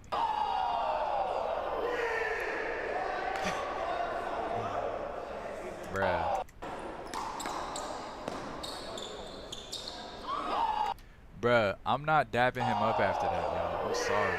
I'm not dapping you up for that shot. No way I'm dapping you up for that. 16-5. I'm mad at this point. I'm mad. Oh, damn it, man. I'm hitting that ball out. 17-5. Trying to talk to himself a little bit. Finish. Wants to finish the game. Nice. He put a lot of power into that shot to the right. Like he put a good amount of power. He got a good touch, but he didn't really move it anywhere.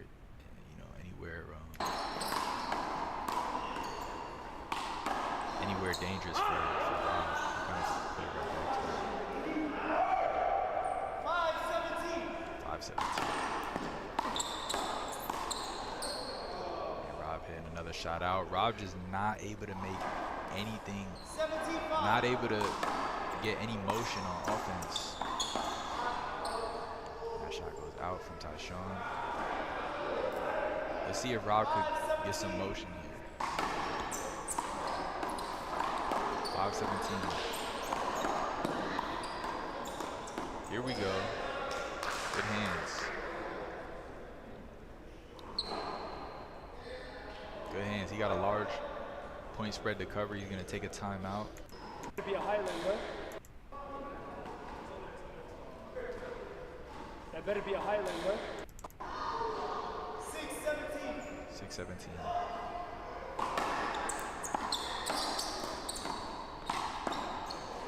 Nice right hand from Tyshawn. 17-6.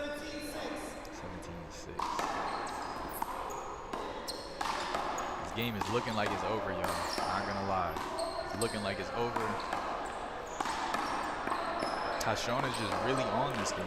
He's really on. I think this is the game he played after he beat me, 21-13. And he was doing all the same, you know, possessing great hands, good dives, had a lot of energy, all the same stuff. All the same stuff.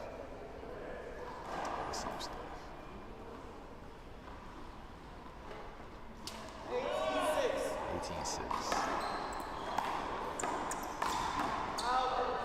Left hand shot goes out. That's a simple shot. It's a simple shot. Left hand cross. And it's easy to like be too relaxed with it and you know, not coordinated enough. It's easy, but you still gotta you still gotta finesse it.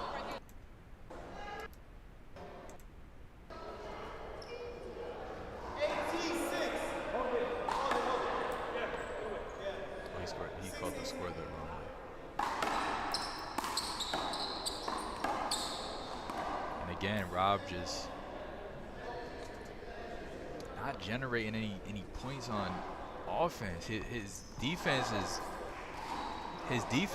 not bad. Like, he's playing hard on defense.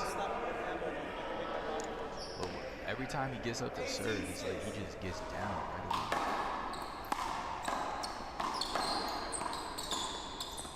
Tyshawn playing rather consistent, both defense and offense. That shot goes out. It was a good idea though. Try to go up the line. 19-6.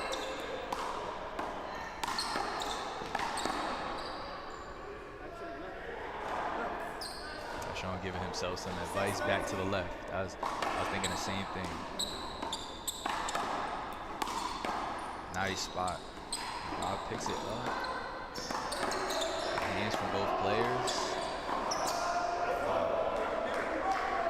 Both these guys got a lot of reach. Mad reach between these two.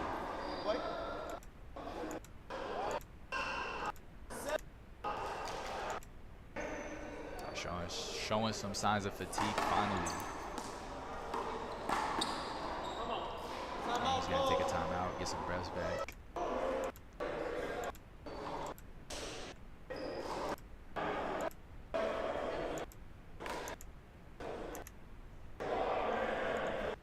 Y'all drip or nah, y'all? Drip or nah?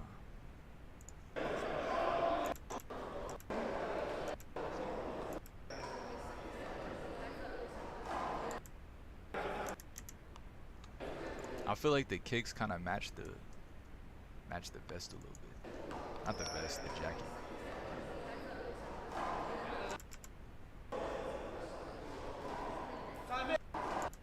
Alright, time in. This match is getting ready to wrap up. We're in the fourth quarter. 19-7.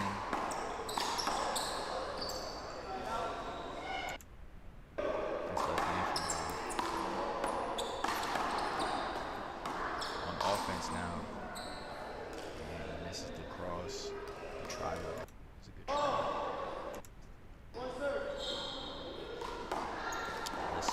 Let's see how Tyshawn closes out. Good try. That's a hard shot to hit. This shot is mad hard to hit. Mad hard to hit. From here to come over here and use your left and just hit it straight up the line like that, it's not easy. Good on the wall, but it lands out on the floor.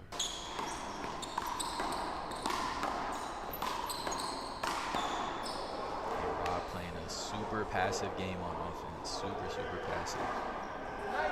Just rallying, really. Not really trying to take points.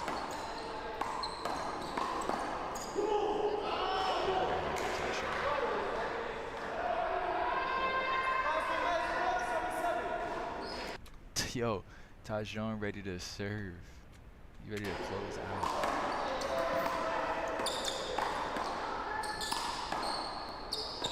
Oh, nice shots.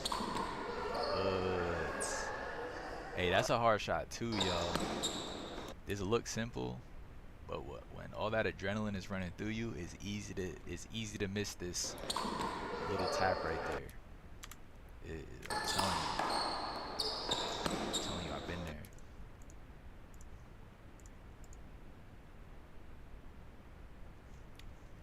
Great shot selection, though. Great shot selection.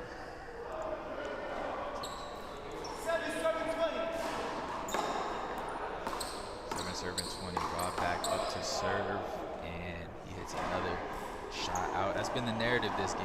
Rob just making unforced errors.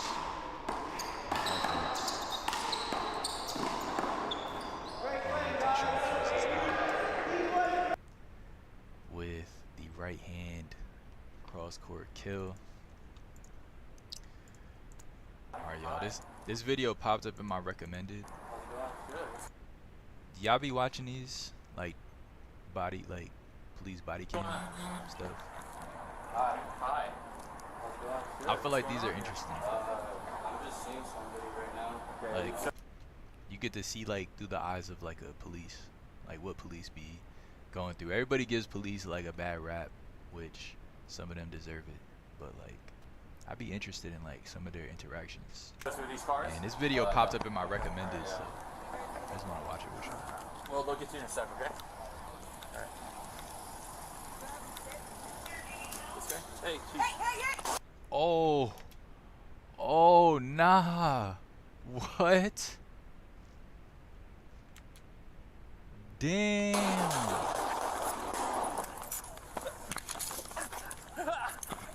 No! Oh, snap. Yo, he just got...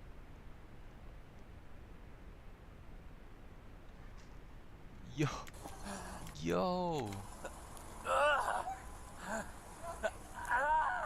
Where you hit? On the chest.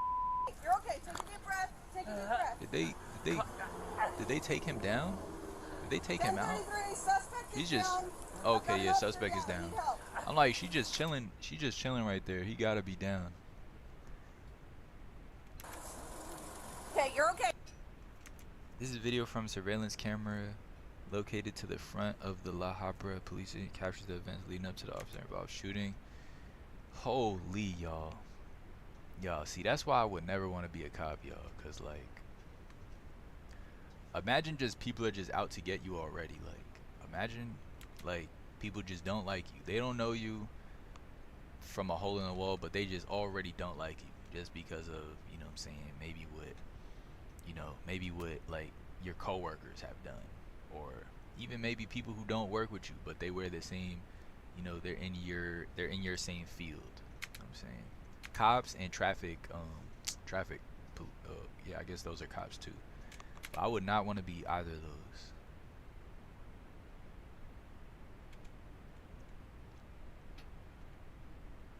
So this is the surveillance camera footage. So the officer talks to him, hey, what you doing? Nothing, I'm just waiting for somebody. Let's see what happens next. Wow, he just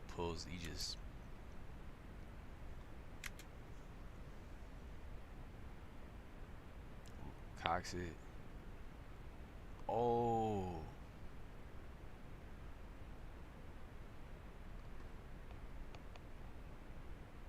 Dang.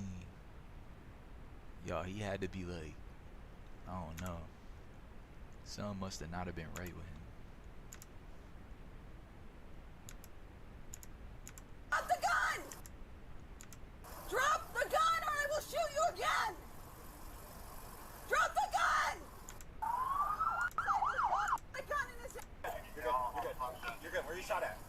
Yo, how they telling him he's good? They don't even know, like, Where you shot at?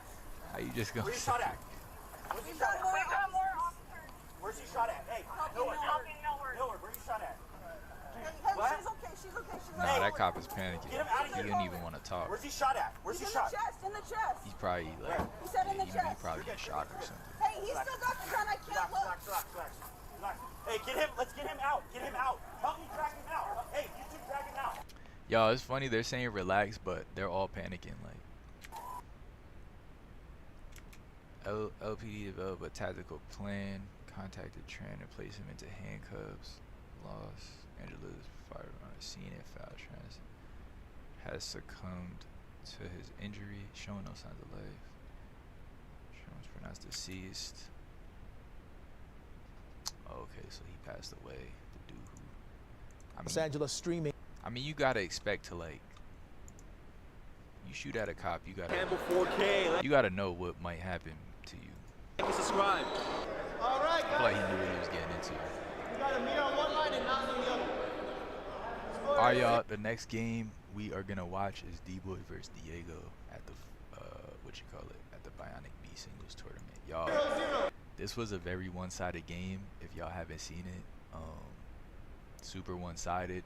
Mind you, y'all, both these players are A players, and like how one-sided this game is just makes you wonder, like, you know what I'm saying, how are these guys in the same class to get their A card, you know, which they are. They're in the same, like, you know, class, if you will, getting their card in January.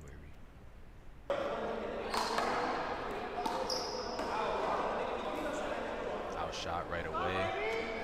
Yeah, it says something when you serve the ball to somebody and they hit it way out like that.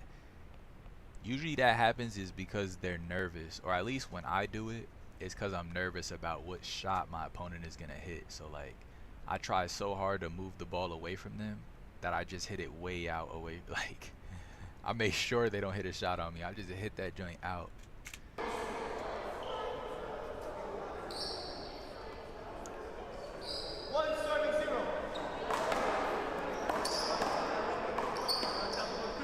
Nice spot. Nice spot, left hand to the corner, super crispy. You know, hitting that first shot out gave D-Boy time to like think about, okay, you know, no nerves for me. I just scored a free point. So now what I'm gonna do with the next shot?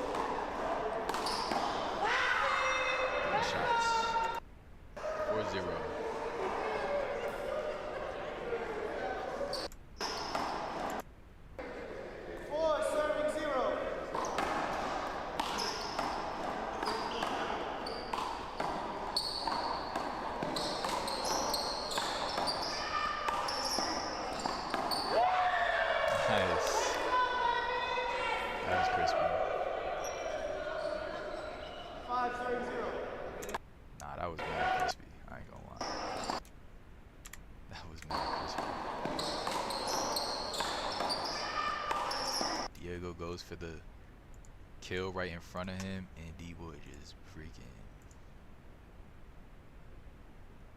flies in there with a almost roller to the left side, of the court. 5-0. And that's a shot we see D-Boy hit a lot, y'all. Right hand to left corner. Hits it again right there. And a hold it gets called. Did he move? Yeah, he did move.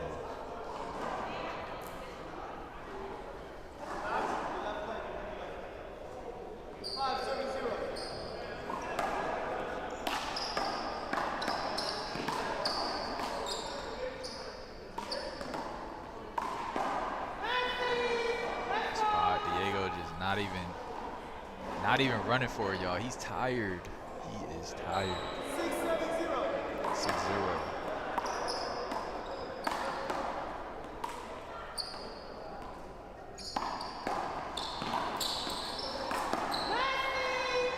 7-zip shutout. Timeout call.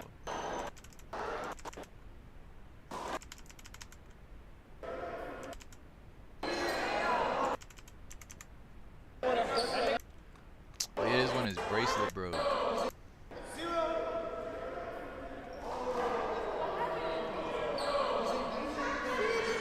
His bracelet broke, y'all, and people started picking up the beads. I was like, are you gonna put the bracelet back together? Why are you picking them up? Like, just sweep them off the court or something. They were stalling hard.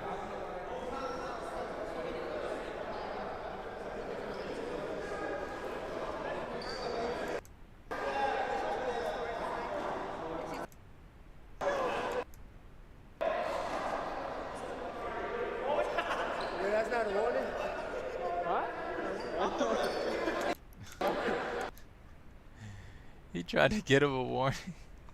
How you try to get him a warning for his bracelet breaking? Wait, how did he get up to serve, by the way? I feel like we missed something. How did he get up to serve? All right, guys. 7-7-0.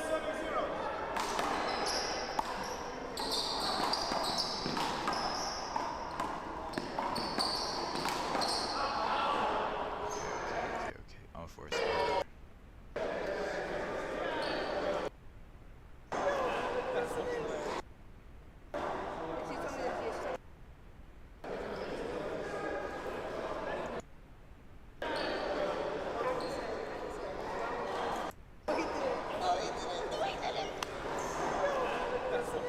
Diego apologizing for his bracelet breaking.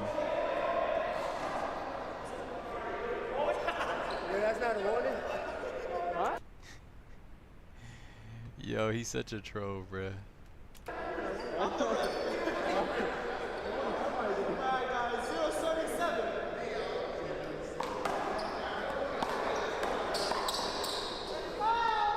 Unforced error. 7-7-0. 7-0.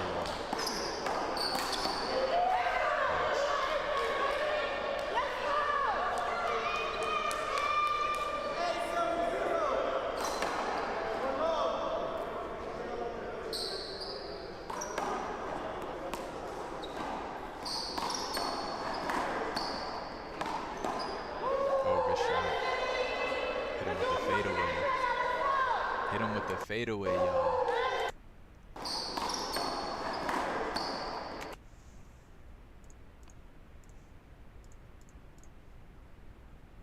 Drawing a little contact. 9-7-0.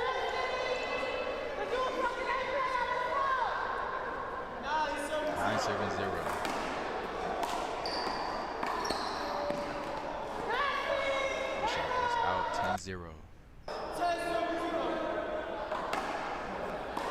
Diego grabbing his hip at the end of that rally. Good shot there from Diego. Nice left hand, underhand. I think he's taking a white. 0-10. 0 up right now. 0-0.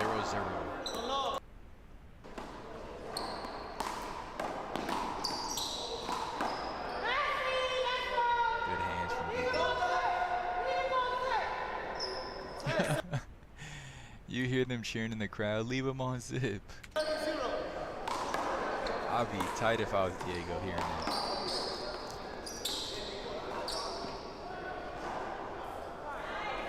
People going for the left hand cross, comes up a little bit short. At the same time, if I got somebody 10-0, y'all, I'm definitely trying to leave him on zip. 1000%. I'm already this far in. I gotta try to leave him on zip. A lot of momentum. 10-0. That's mad momentum. Things in motion stay in motion. Missing the left hand cross. I feel like he needed to move his legs a little bit more. But I feel like he's too tired to do it, to have done that. Like, look at how slow he's moving. 11-0.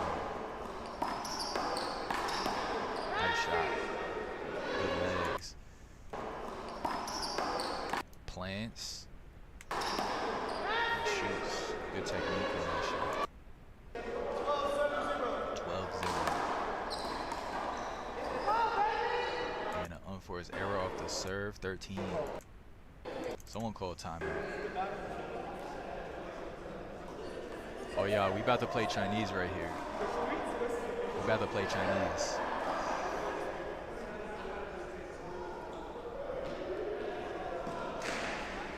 Alright, he beat me that rally.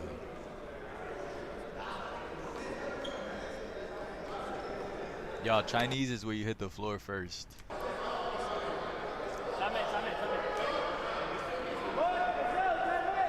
Oh, time out. Okay.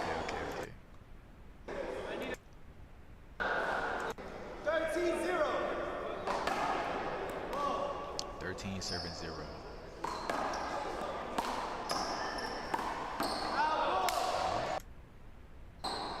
Tries for right corner.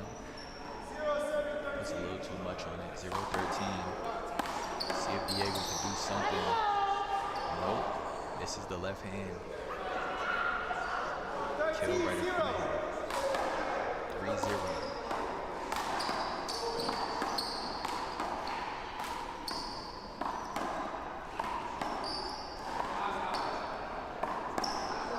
I thought that shot was out on the left.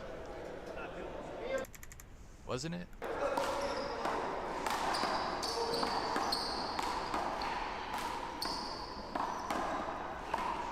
This shot right here, that didn't go out on the wall.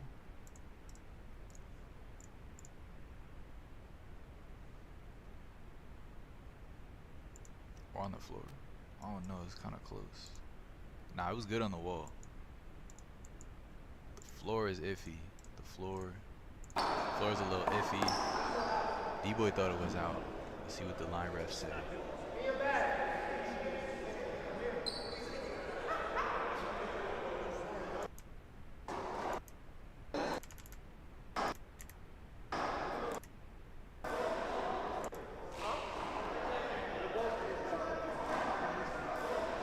Okay, the line ref said out. 14-0. 14-0, y'all.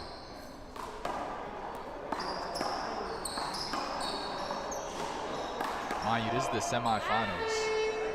After this game, it's just one more game. 15-0.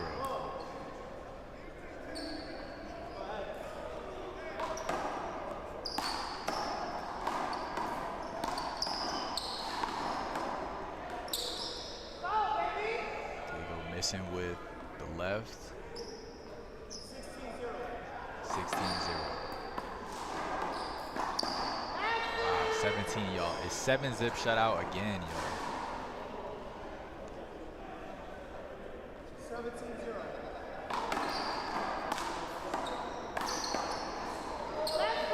Good shot.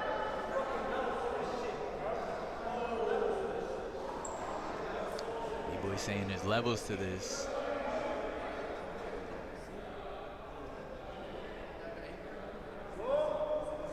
Y'all, both of these players are set to become A players. But D-Boy letting us know there is in fact levels to this. There is in fact levels, y'all. 19-0.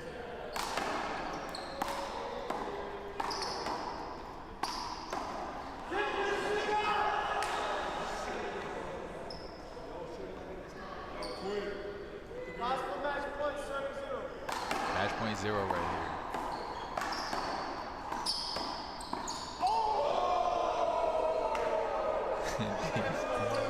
D-Boy misses the right hand setup. He had him. He had him right there. I mean, he had everywhere on the wall. Right here, y'all. He has everywhere on the wall. He could go right. I mean, right would be the obvious shot. He could go left. That's another good shot because, mind you, Diego's shimmying to middle because he's not sure if it'll go right, so he wants to cover some middle. He can shoot left while he's doing that. Instead, he just opts for the floor.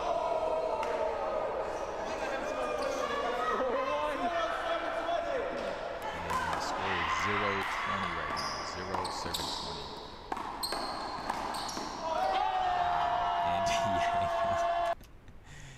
Diego scores 1 point. Yo, he's so excited. Everyone was happy for him, man. Everyone was happy for him. Dap it up, baby! I mean, at this point, like, it's game over, really. It's practically game over. But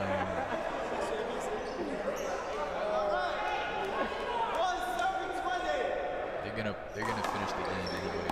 1-7-20. Holy call. I feel like this takes a weight off both players' backs. You know what I'm saying? Diego didn't get shut out. You know, D-Boy doesn't have that pressure on him to ace him, you know, to leave him on 0 rather. You know, he could just win the game now.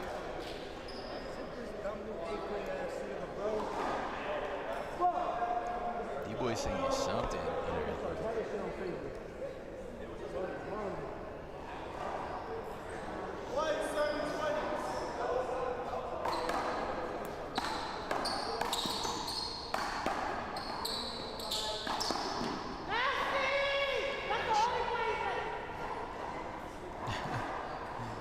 They said that's the only point he's getting. 20-71.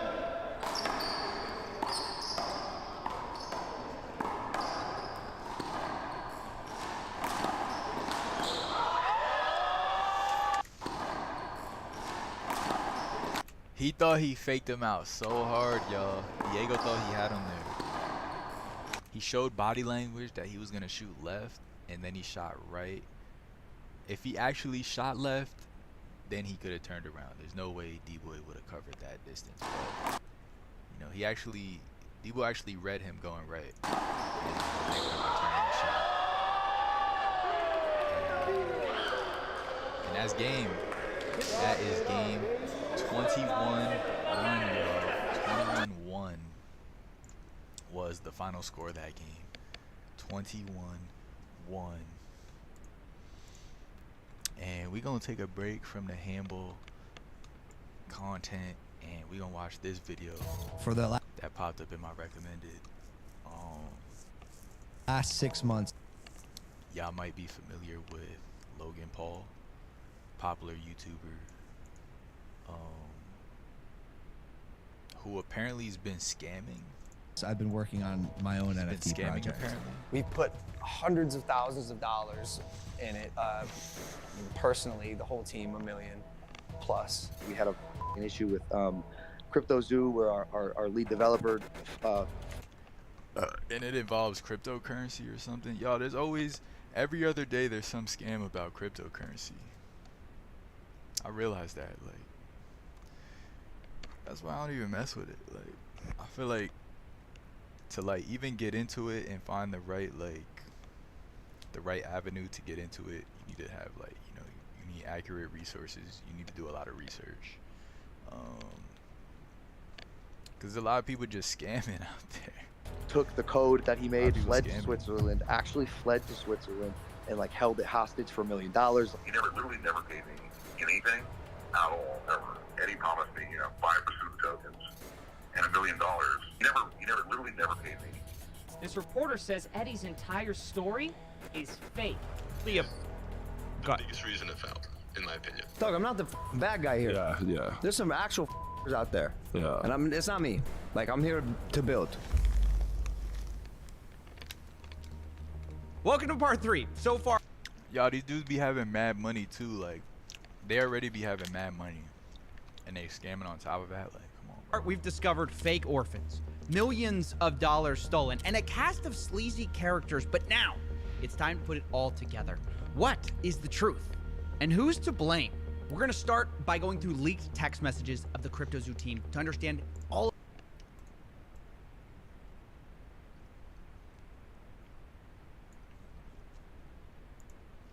truth. And who's to blame? We're going to start by going through leaked text messages of the CryptoZoo team to understand all of their motivation. Then we'll go to blockchain evidence and show who sold what. And finally, we'll confront some of the people responsible. But before we can do any of that, we have to start in March of... Y'all be messing with cryptocurrency, y'all? 2021, 6 months before the token even launched.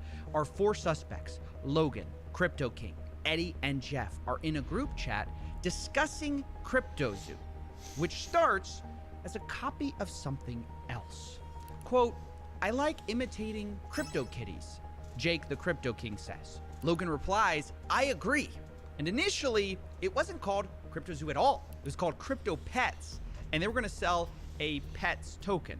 And pretty early on, it became clear this was all about money, how they were going to sell this thing to investors.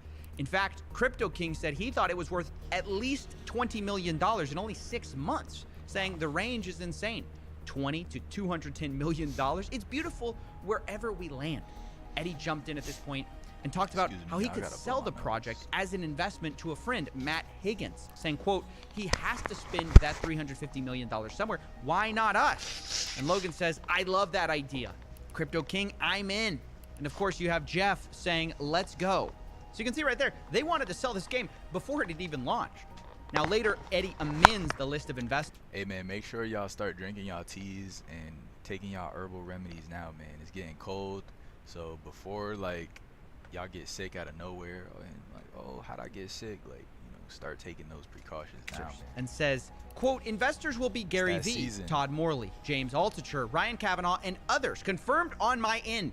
Supposedly, they had $100 million of investment interest. Now, I actually went to some of these investors and asked if this was true, and the one person who responded denied it, Ryan Kavanaugh. Quote, "Nope, not even a little bit." So this looks like it could be yet another lie from Eddie Ibanez, but either way, it looks like there was more issues than... Yo, I just realized he's in a green screen. Like, you see that highlight around his body? Just finding investors, because the team wanted to pre-sell tokens, and not everyone was sure it would be legal. Jake the Crypto King mentions that, quote, "If we have a pre-sale, it opens us up to SEC issues." And Jeff agrees and says, "Don't want to do anything that brings the SEC eyeballs." Now, not everyone wanted to be so cautious, though. Logan argues everyone does pre-sale with coins. Eddie agrees. He says, "You absolutely can do it. I have the SEC down, private and pre-sale." And honestly, it was quite the dilemma for this team who wanted money. You know, do a pre-sale, make millions, but you know, you have these potential legal issues. Don't do it, you make less money.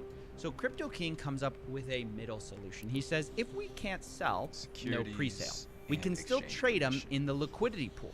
And this is the start of a new disaster, which takes a bit of explaining. Now, just so we're clear, a pre-sale is where you sell investors coins, usually at a discount, before you've launched. And then when you launch, you give them those coins. Now, like I said, the team didn't want to do that. So what they did instead was they bought the tokens on the open market right after launch.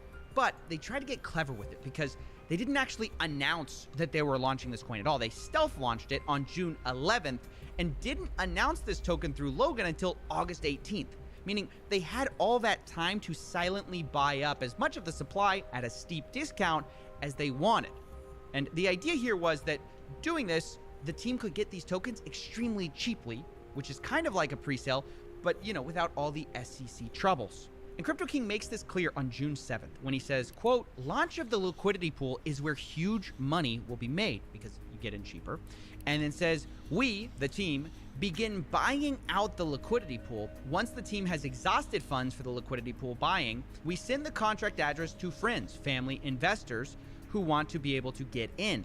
So obviously the plan is we buy first, then we give it to our close friends and family, and then maybe the public eventually, right? And even the day before, Crypto King reminds everyone. Wait, so they're buying their own token? I don't get it. They're buying their own token?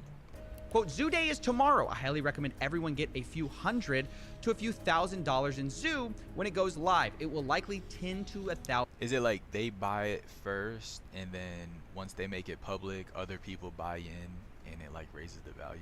I think, is that how it works? X. So that was their plan. Rather than doing a pre-sale, they were going to do this stealth launch and hopefully get tokens cheaply the same way, but without all the legal troubles. Or at least that was the plan. Because on stealth launch day, this is where things first started to go wrong for the team. At first, everything seemed to go normal. The team sat in a circle and literally bought it out as planned. But the next day, Crypto King says something odd. Quote, "A bot is playing with our token. Kind of cool to watch them work." But he doesn't mention who this bot is. And he also says the asshole finished selling, but doesn't mention. mention who this bot is. And he also said with our token. A bot is playing with our token. The purchase and sales are in identical amounts. Look at the green. Nothing to do, but now that he exhausted the sales, he will be buying with the money he made. Kind of cool to watch them work. You could tell because they do repeat buys or sell the same size. Okay, so they're buying and selling the same identical amounts. Okay. Kind of cool to watch them work, but he doesn't mention. So like he's buying a certain amount, and then when the value goes up, he's selling it, I guess. I think that's who how you this make bot money. is. And he also says the asshole finished selling, but doesn't mention who that is. Now, Jeff, Logan's manager, replies upset. He says, how do we prevent someone doing what they just did again? We went from a $130 million to $26 million market cap in 2 hours. It's not cool to watch. Logan jumps in. Yeah, wait, how did that happen? And he also says, what asshole? How did anyone get this token except for us and none of us sold? And I think actually this is incredibly suspicious because the implication of what Logan's saying is, hey, we tried to scheme this really well. We tried to all buy this without letting anyone know. How did anyone else figure out we were buying it, right? And this is where a fight ensues that's going to become really interesting. Crypto King deflects the question by saying, my buyer pushed it back up to $40 million. And Logan says, no, bro, F your buyer. Explain to me what just happened and how there were 30 token holders. And Jake tries to explain that this was just traders and bots happening to find the token. But Logan tries to explain that this. You can't get mad about traders and bots. All they will do is play with our token. Wait till we get CMC listing. 500 bots will pick it up. This was just traders and bots happening to find the token. But Logan says only 5 of us knew about it. You have notifications set for new tokens and for volume this month. Have it automated. Chase has about it. Jake says, well, many people chase volume and new tokens. And to some extent, he's kind of right. But Logan replies, cap. He doesn't believe it. Snap. Quote, I can't be the only one who thinks that's too incredibly convenient. Like someone was tipped off. And look, no one's more critical of Logan than me. But as I'm reading these texts, I was kind of like agreeing. Like, yeah, it does seem too nonchalant when somebody's ruining your secret plot. You know what I mean? Because Crypto King was acting very strange. He says, we created $40 million out of thin air. This is a success. Logan replies, this nonchalance worries me. F 40 million. It was at 120 million, which again, it's all about the money with these guys. Yo, that's big numbers they're talking, y'all. 40 M's, 120 M's. But truth be told, I did agree that Crypto King's attitude seemed strange in these texts.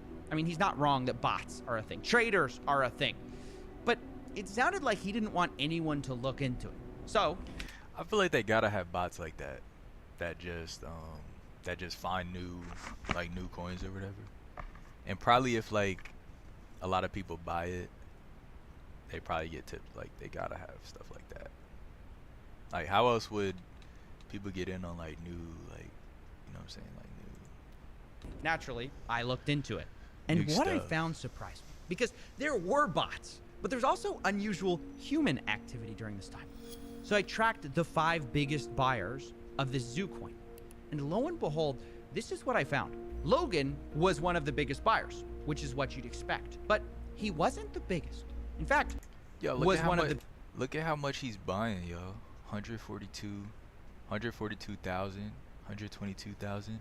Why is the tournament called Bionic Bees? I get the bees. I'm hoping for a good story about a person with a bionic arm starting the tournament. Nah, bro, I think it was just like a cool name that the host thought of. Yeah. Nah, some cool story behind it would be fire though. Like some lore. Some tournament lore. That'd be cool. The biggest buyers, which is what you'd expect. But he wasn't the biggest. In fact, 2 of the biggest wallets seem to be associated with Crypto King himself. And here's where I paused. I said, wait a second. Why did this guy buy more Zoo tokens than Logan when this is mostly Logan's project? I thought Crypto King was a small part of this team. And so to get more info on this, I actually got access to an internal meeting note from the day of June 11th, which they called Zoo Day. And in it, we find actually some interesting information. We see that 5 founders bought in. They apparently were, quote, trading in circles until each person maxed out. But on the list of buyers and how much they spend are only 4 people, when we know 5 people bought. We have Danny, Logan's assistant, for $20K, Logan Paul for $100K, Jeff at $100K, and Eddie at $100K, but Crypto King is nowhere to be found. And yet, on the blockchain, I have him putting in $200,000 worth. And this number, by the way, seemingly is confirmed in a conversation I had with Crypto King, where he said, my $200K investment. And the reason this is important is because it does imply that something shady was going on the day of the stealth launch. Because Crypto King had a relatively small role in this whole project. He was the advisor, but it wasn't that big of a deal. Like you can see from the internal meeting notes, they have a breakdown of who's getting what in terms of founder tokens. And like Logan Paul's getting 51%, Eddie's getting 30%, Jeff's getting 10%. Jake's only getting 5% of tokens, but he has the most of these like stealth launch tokens, which makes no sense. And it got me thinking that maybe what explains this suspicious behavior around like, oh, don't worry about who was buying at the time of the launch.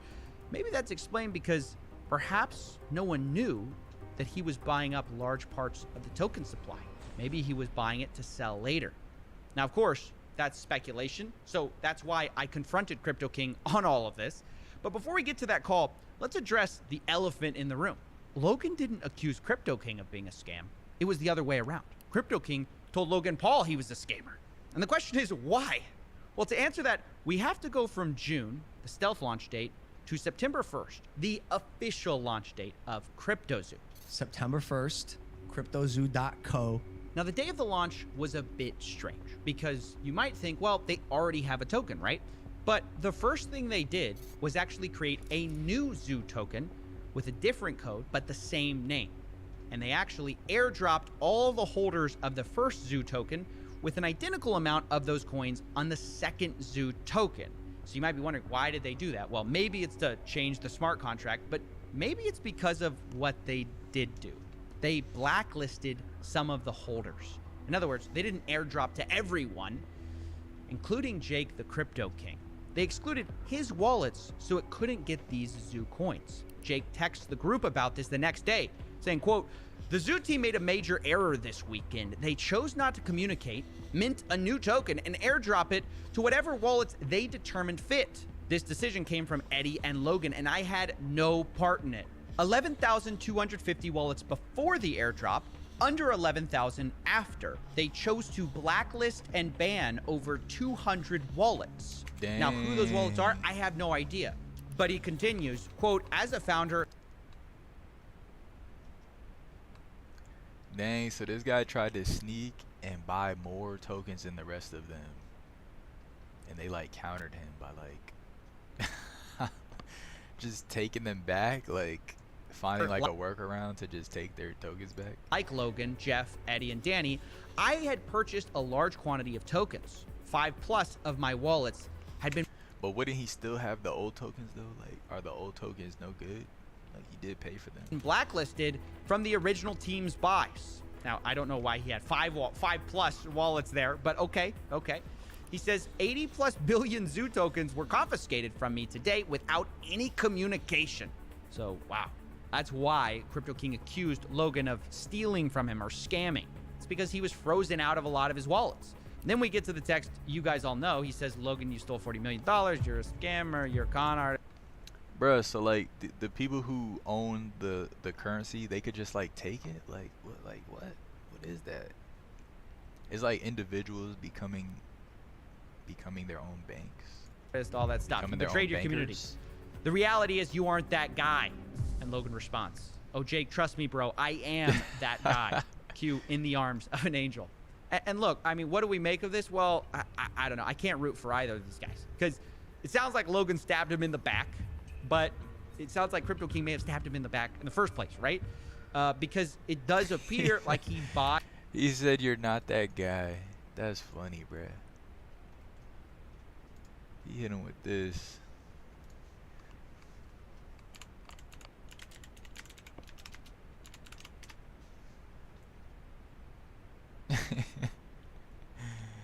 He hit him with it. How's that? How's that? How's that? Fuck you where you breathe, okay? Why are you coming Don't tell me what the fuck to do. How's that, pal? I didn't tell you what to do. You did. You said don't talk to people who you don't know. I'll talk to whoever the fuck I want to know. Never mind. How's that, pal? Never mind, I did tell him not to talk to That's right, so use your fucking head if you know how. Understood. Okay, you little pimply little shit. Hey, you guys. If you guys cannot do this in the store. That sounds good to me. So then leave. I'm checking out, sir. Yeah, Check just out. Go ahead, ring out. If you could take Okay? 6 You're not feet. that guy, pal. Trust me. You're not that guy. Okay. He hit him with that, yo. Hot tokens that maybe everyone didn't know about. So I'm really not a fan of anyone in this Sure, fuck that situation. guy, And Paul. by the way, this whole thing was structured so misleadingly from the beginning. I have to talk to you a bit about it because you might think that these tokens were the only tokens they had, but it's not even true. In the distribution section of Zoo's white paper, they say there's Y'all, what number is that? Two gajillion? What is this? 1 gajillion? 1 gajillion? 500 zillion? 500 zillion? 2 trillion tokens, and a quarter of that are allocated to development, marketing, and founders. Those aren't even the tokens we're talking about right now, because they claim that those tokens were locked up for 6 months, and then afterwards 10% was unlocked every month. And if that's true, there would be no reason for these funds to be blacklisted, right? Why would you blacklist something that would be locked up? And the answer is because, well, the founders had more than one set of tokens. Not only did they supposedly have these founder tokens that were locked up and couldn't be sold, these stealth launch tokens were different from that. It's like a whole different thing. And the tokens that they bought, that all of these guys bought, they could sell at basically any time because they weren't locked up, which is a massive problem. And this fact was explicitly laid out in their meeting notes with only one rule. They say, quote, no selling until $200 million market cap, and don't impact the market more than 3%, and not impact the market more than 10% in a day. And by the way, this is basically conspiracy to manipulate a market. You know, they're literally having insider rules for how to sell, but we're gonna look past that, right? Because these rules eventually kind of changed. A text from Logan's manager, Jeff Levin, came to the group chat, Zoo Founders, saying, guys, new and absolute rules. No one is to sell or transfer any zoo. Logan's gonna make the call when we can make moves. And Logan replies, your tokens do not leave your wallet. This is a game. Now, that all sounds well and good. Don't sell your tokens, but the reality was, I mean, they're just kind of trusting each other because these tokens that they're talking about, they're unlocked. They're not locked up, and they could sell it at any time. And I guess the question on my mind is that why Crypto King's tokens were blacklisted? Because they thought he would sell? Or maybe it's just the fact they found out he bought and they didn't know about all those tokens. It's honestly hard to say without knowing more evidence. And this is where we're going to jump into the blockchain. Now, I've tracked the wallets of the entire team and identified the largest seller of Yeah, I don't think I'll ever get into cryptocurrency. Zoo in the team. And it wasn't Jeff. It wasn't Danny. It wasn't even Logan. It was Crypto King. Crypto King sold, by my calculations, millions of dollars. And I know what you're thinking, how's that possible, right? I thought his tokens were blacklisted the day of the official launch. How could he sell that much? Well, the answer is that not all of his tokens were blacklisted. He had even more tokens behind the scenes. And what's worse, the CryptoZoo team actually gave him back a lot of his blacklisted tokens, which I guess you can see as a good thing or a bad thing because he then turned around and sold those tokens, right?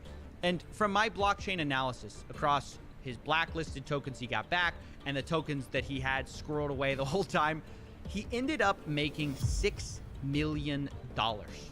He did this by sending out tokens from these larger wallets to dozens of smaller wallets, selling it, and then sending the money to final cash out wallets. So I used those final wallets to calculate the amount he made.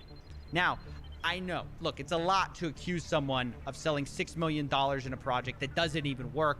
It's a giant scam. So I wanted to give him a chance to defend. He basically like put money up with a group of guys to like start a project, and then just like basically backed out of the project himself and took like a big portion of the money that they all collectively like made together. And himself. So I got on a call with Crypto King, and here's what he said when I finally revealed that I knew he had sold. It's gonna change this whole fucking story. Yeah, I'll go on the record for you, and yes, I'm gonna show you the text message that say we can sell at these ascending market caps, and literally, I'm gonna. Yo, this guy called the guy involved. He called him. 100%. It sounds like your biggest issue with me is that I sold. And if that's your biggest issue with me, that's the truth.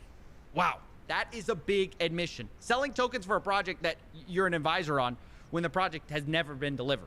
Although Crypto King insists that it wasn't $6 million, and he wasn't trying to rug a project. In fact, really, he might be the one who got screwed over in all of this. Like, I did sell $6 million worth.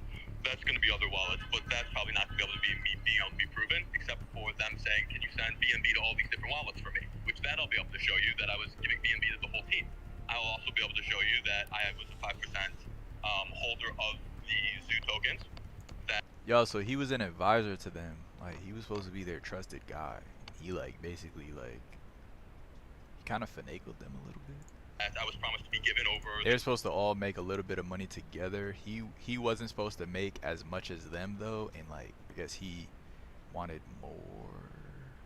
Because I guess he's just the behind-the-scenes guy. Meanwhile, Paul is the face of it, so I guess he wanted to make more. He was gonna get more he was gonna make it more popular and all that. He's just behind the scenes, giving them the framework and stuff like that for it.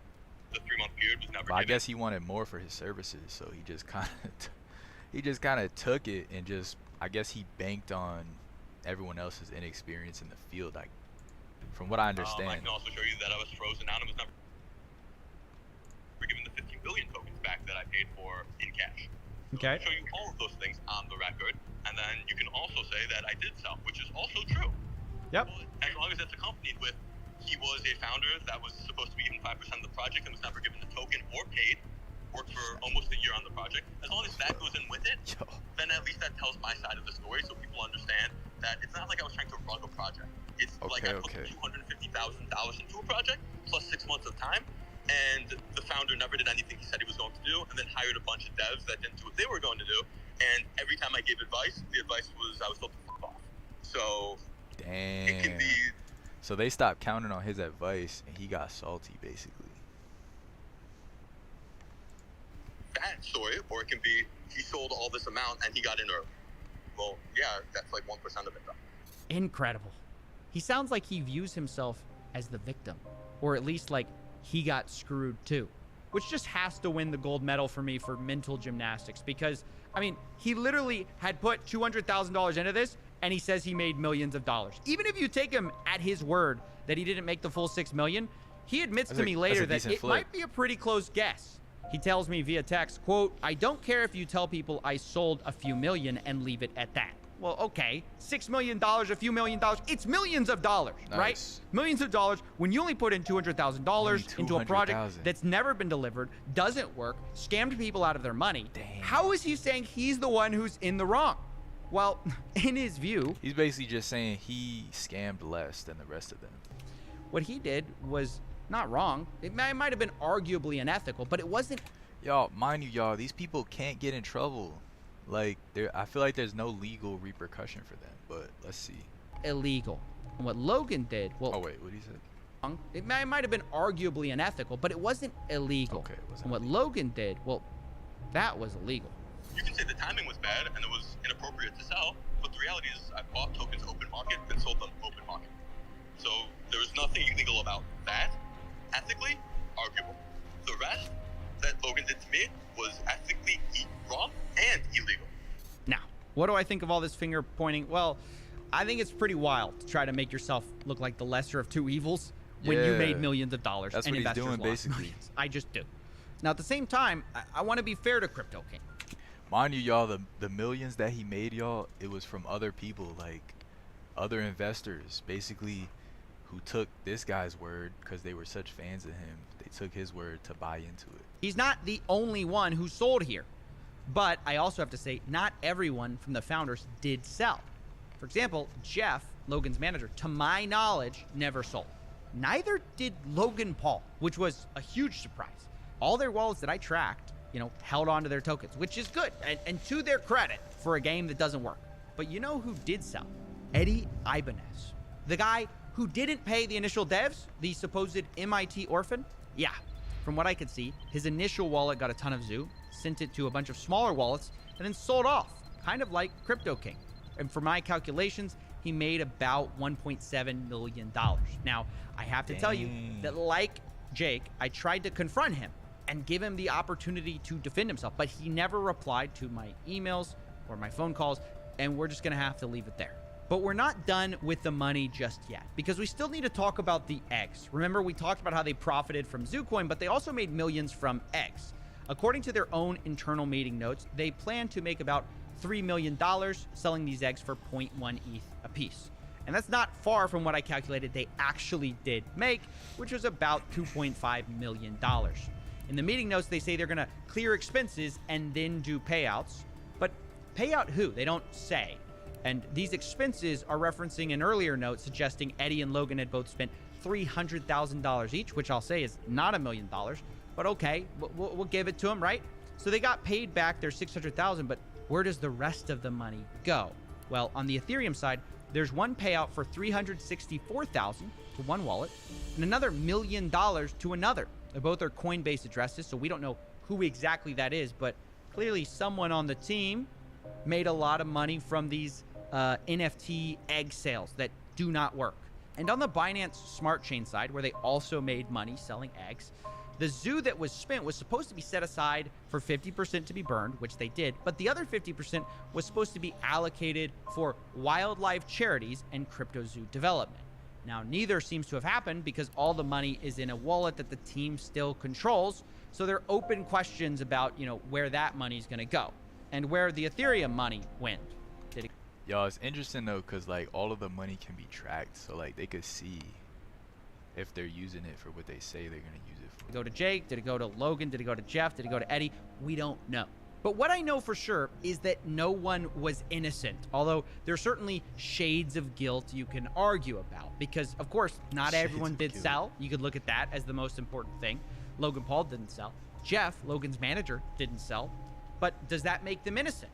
Well, I don't think so, because they never built a game they promised people. Logan Paul specifically got millions of dollars spent on this game on the promise of the technology that he never built, that his team never built. And he never addressed the failure except to blame his developers who weren't paid. And you could say he promised to work backwards to fix it, but then never did. But at the same time, it's clearly not just Logan's fault either, because there are major team issues, right? You've got Eddie selling millions of dollars of Zoo and then allegedly not paying developers. You've got Jeff, who was warned about Eddie, who kept him on the team anyways, and then after they fired Eddie, seems to also have failed to pay developers on time. And then you've got Crypto King himself, who sold the most, but claims he was the guy who was scammed, which is the stupidest thing I've ever heard. It's just like Avengers Assemble for the worst possible team you can imagine to build a crypto gang. And so, unsurprisingly, it turns out a lot of these guys backstabbed each other. And so, finding a way to wrap this up was difficult because it's hard to assign exact proportions of blame. Because if you focus on any one person, you kind of miss why this project failed. CryptoZoo, at the end of the day, did not fail because the price went too low.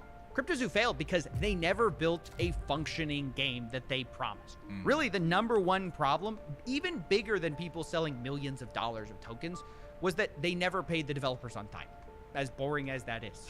And as a result, the investors not only got rugged for millions of dollars, which is a problem, but they just didn't get the core thing they had bought from the beginning, which was not a crypto project, but something different. I'm excited to launch my game. You keep using and you just did it again. You keep using a word there, game. You're not using like a project. It's a game. It's a game. It's a really fun game that makes you money. That's it. That to me is the biggest scam in all of this. Yes, it's a huge problem. People stole millions of dollars, but it's a symptom of the larger issue, which is people didn't actually care about the game or this, whatever you want to call it. They just cared about the money. And this is ultimately what happens when you have an influencer LARPing as a businessman. It's what happens when you have a liar LARPing as a developer. And it's what happens when you have a shady crypto guru LARPing as a crypto king. You end up with a mess, and in my personal opinion, a fraud as well. And now that this thing blew up in their faces, these four seem to be dodging accountability faster than SBF dodges calls with me. because I have reached out to everyone involved. I've tried to get all of their statements on. Like, what do you say after that? What do you say to the people that bought into your projects? Like, things. So far, no one has taken accountability or offered to refund the victims at all. They're all hiding, pretending these victims don't even exist. But they do exist. And throughout my investigations, they've been the heartbeat of this whole thing. So I decided to close this investigations in a bit of a unique way. Rather than me deciding who's to blame or me deciding what you should think, I want to give them the last word. Everyone's to blame. Logan, in the sense of his poor management, is his project. He still made these promises to people. I think everyone it is to blame, including Logan Paul, of course, because he was the one in charge of this, and he was responsible for all of this mess. Everybody has a big part and a massive cross to bear. Each one of them scammed the project in their own way, and then off to the sunset they went.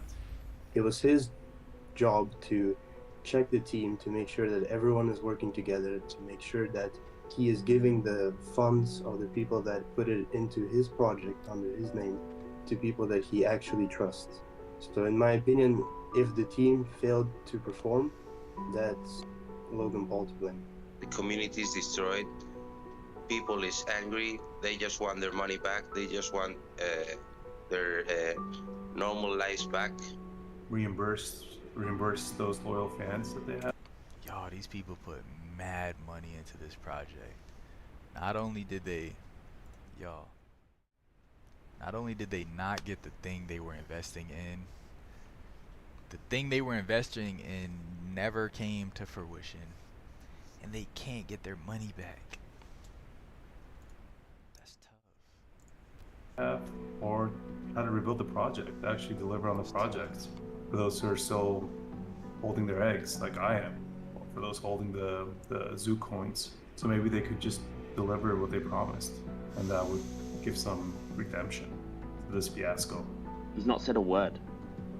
That's as bad, or almost as bad. It's tough though too, cause you gotta think like all these people who bought in early, like they're really only buying in. They're not buying in cause they like Logan or cause they want to play a fun game. They're probably just buying in because they think it's a cash grab. Meanwhile, you know what I mean? They're thinking like, oh, let me get in early on this quick cash grab. Meanwhile, they're getting their cash grabbed. It's taking the money. It's the not coming out and just being a man about it. At least we deserve to know what was happening behind the scenes while we were waiting for almost a year and a half. The fact that we're hearing this information not from Logan Paul but from pretty much an investigator, it really says a lot. What did this loss mean to me? It meant a lot, not just personally because I lost quite a lot of money.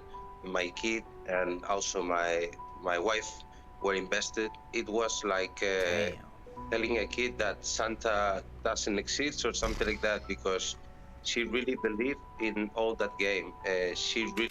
Yeah, at least when you tell your kids Santa don't exist, you still buy them presents. Yo, they can't even afford the presents anymore, bruh. Really believe in Logan Paul. Kids look up to that kind of people. So it was some kind of broken dream. My mum was invested. My sister was also invested. So, I mean, my daughter even had a couple of the eggs and animals, which the loss for them hurts the most because obviously it's just not nice to see. For somebody to win, somebody has to lose. That's a gamble you take, whether you get into crypto or not. I got in knowing that I could lose, which is fine. Okay, that's so on me. He was but smart. I thought if I lost something, it would be because I sold at the wrong time, or the game didn't earn as much as I thought it would, and therefore my things weren't as valuable. But you never go into it thinking it's not something that they're going to just sell out from underneath you, because they could make so much more if they actually delivered on what they said, even if they delivered on close to what they said. And that's the thing, is you don't think they're going to rug you because there was so much money in a game wallet. Yo, they were gambling on the fact that it was basically gambling, yo. They were just gambling. Ultimately, at the end, the way I see it is, it was fraud. Logan could could have put out the red flags, told people to stop investing more into it, because people are still were investing to this project until the very last minute, where the ship was still just sinking down the ocean, and people were still putting their cash into it. If I was on a call with Logan Paul, I would ask him, where did his redemption arc go? I think he was on such a good streak going about his YouTube career and boxing as well, and it's sad to see that because of money, once again, we have degraded down to stealing from his viewers. What would I say to Logan Paul and his team if I could? Well, actually, I could, because I have an NFT from other project that gives me the right to see Logan Paul, to meet and greet with him, and I will actually use that right to tell him this story again, show him this video in front of me, and see how he reacts when he sees that my family, my whole family and my kid are affected with this situation, because I think that's not human. You would think that Logan would have told his fellow followers, his loyal fans. Bruh, that dude just got scammed for mad money. He thinks that they're gonna honor an NFT that says he's allowed to meet Logan Paul. Really, bro? If he could literally just take your money, you think you think he's gonna follow through with anything else, bro? Said, hey guys, back off. Red flag. Things are. There's turbulence in the water. No, not a single word. Nothing whatsoever. To market products at children, and knowing full well that his team is made up of people that he believes are shady characters. Yeah, he's still. Nah, that's messed up, man. I ain't gonna lie, that's messed up, and that's why. This dude's channel popped up in my recommended recently, and he just got mad, like cryptocurrencies, exposing scammers and stuff like that. Streamer made 360,000 gambling. I'm here to settle the beef. Guys, as you know, I've been a good boy lately. No fights, just vegetarian, no beef. Until recently, I got in a little bit of a Twitter fight with the world's richest gambler, a man who supposedly made $360 million gambling and has nothing better to do than go back and forth with me. So I'm here to settle it today once and for all, because I admit I started off a little heated. I called him a dirtbag for making, basically his fortune off the backs of his viewers because he promoted to them gambling. And he didn't like that. He came back at me with both gloves off. He said, I thought he, meaning I, was a credible source until I read this trash, referring to something I had just written. And to that, I just have to stop it right there and say, you used to think I was credible. Now, unfortunately for him, this is the biggest cope I hear all the time. I used to think CoffeeZilla was credible, but then he talked about me. Now, actually, one recent hit video came out by a guy called CoffeeZilla, who I actually kind of respected and thought had a brain, but whatever. I loved CoffeeZilla. And then he talked about my thing. We hear it all the time, okay? Let's continue, though. Let's continue. Let's not hold it against him. He thinks I glamorize gambling. Now I know where he gets his news from. He also says, this guy clearly doesn't watch, nor has he ever watched me. Everything he's saying is the opposite of who I am, what I do. Now, what is this in reference to, okay? Well, it's a recent revelation that Trainwreck's made. If you don't know, he's one of the biggest gambling streamers before Twitch banned gambling recently. And just 2 days ago, their policy change went into effect, meaning Stake's #1 employee, Trainwreck's, he just got released from contract, right? He's no longer employed by them because he can't really promote them. And because of that, he decided that, I guess, he's gonna come clean and just say, what he made. I'll release what I got paid since the beginning of my contract. I've been paid $360 million for 16 months of gambling. There you go. Wow. Every time I've heard that, and I've played that clip multiple times, it's still always a shocking amount of money. $360 million in 16 months promoting Stake.com. Now, we'll talk in a second about whether this number's real. It's been a lot of talk. A lot of people don't think it's possible that this number's real, even for the numbers we've heard on Stake.com, which people get paid millions a month. State Casino pays Aiden Ross $900K a week to gamble on Twitch. Yeah, but I think part of this money is money that they have to spend, like, while gambling. To promote gambling on there. 'Cause they be excessive spending like even for mad that. money. But we'll talk about that in a second. The point is, I responded to that by saying, because he posted this clip, or somebody posted this clip of him saying this, I said, what Like a I crazy assume. thing to brag about. Getting paid $360 million to gamble. Trainwreck only got paid that because he converted viewers into losers for the casino. What a dirtbag. I then say, it isn't complicated, gambling's addictive, it has the highest rate of any addiction, and that people like Train glamorize degenerate gambling. And this is where I lost my spotless reputation with Train, okay? Because according to him, he doesn't glamorize gambling. He calls himself, and I quote, the anti-gambling gambler. I'm not kidding. And if you can tell me what that is, if you can tell me how you can be an anti-gambling gambler professionally gambling for millions of dollars 16 hours a day, you let me know, okay?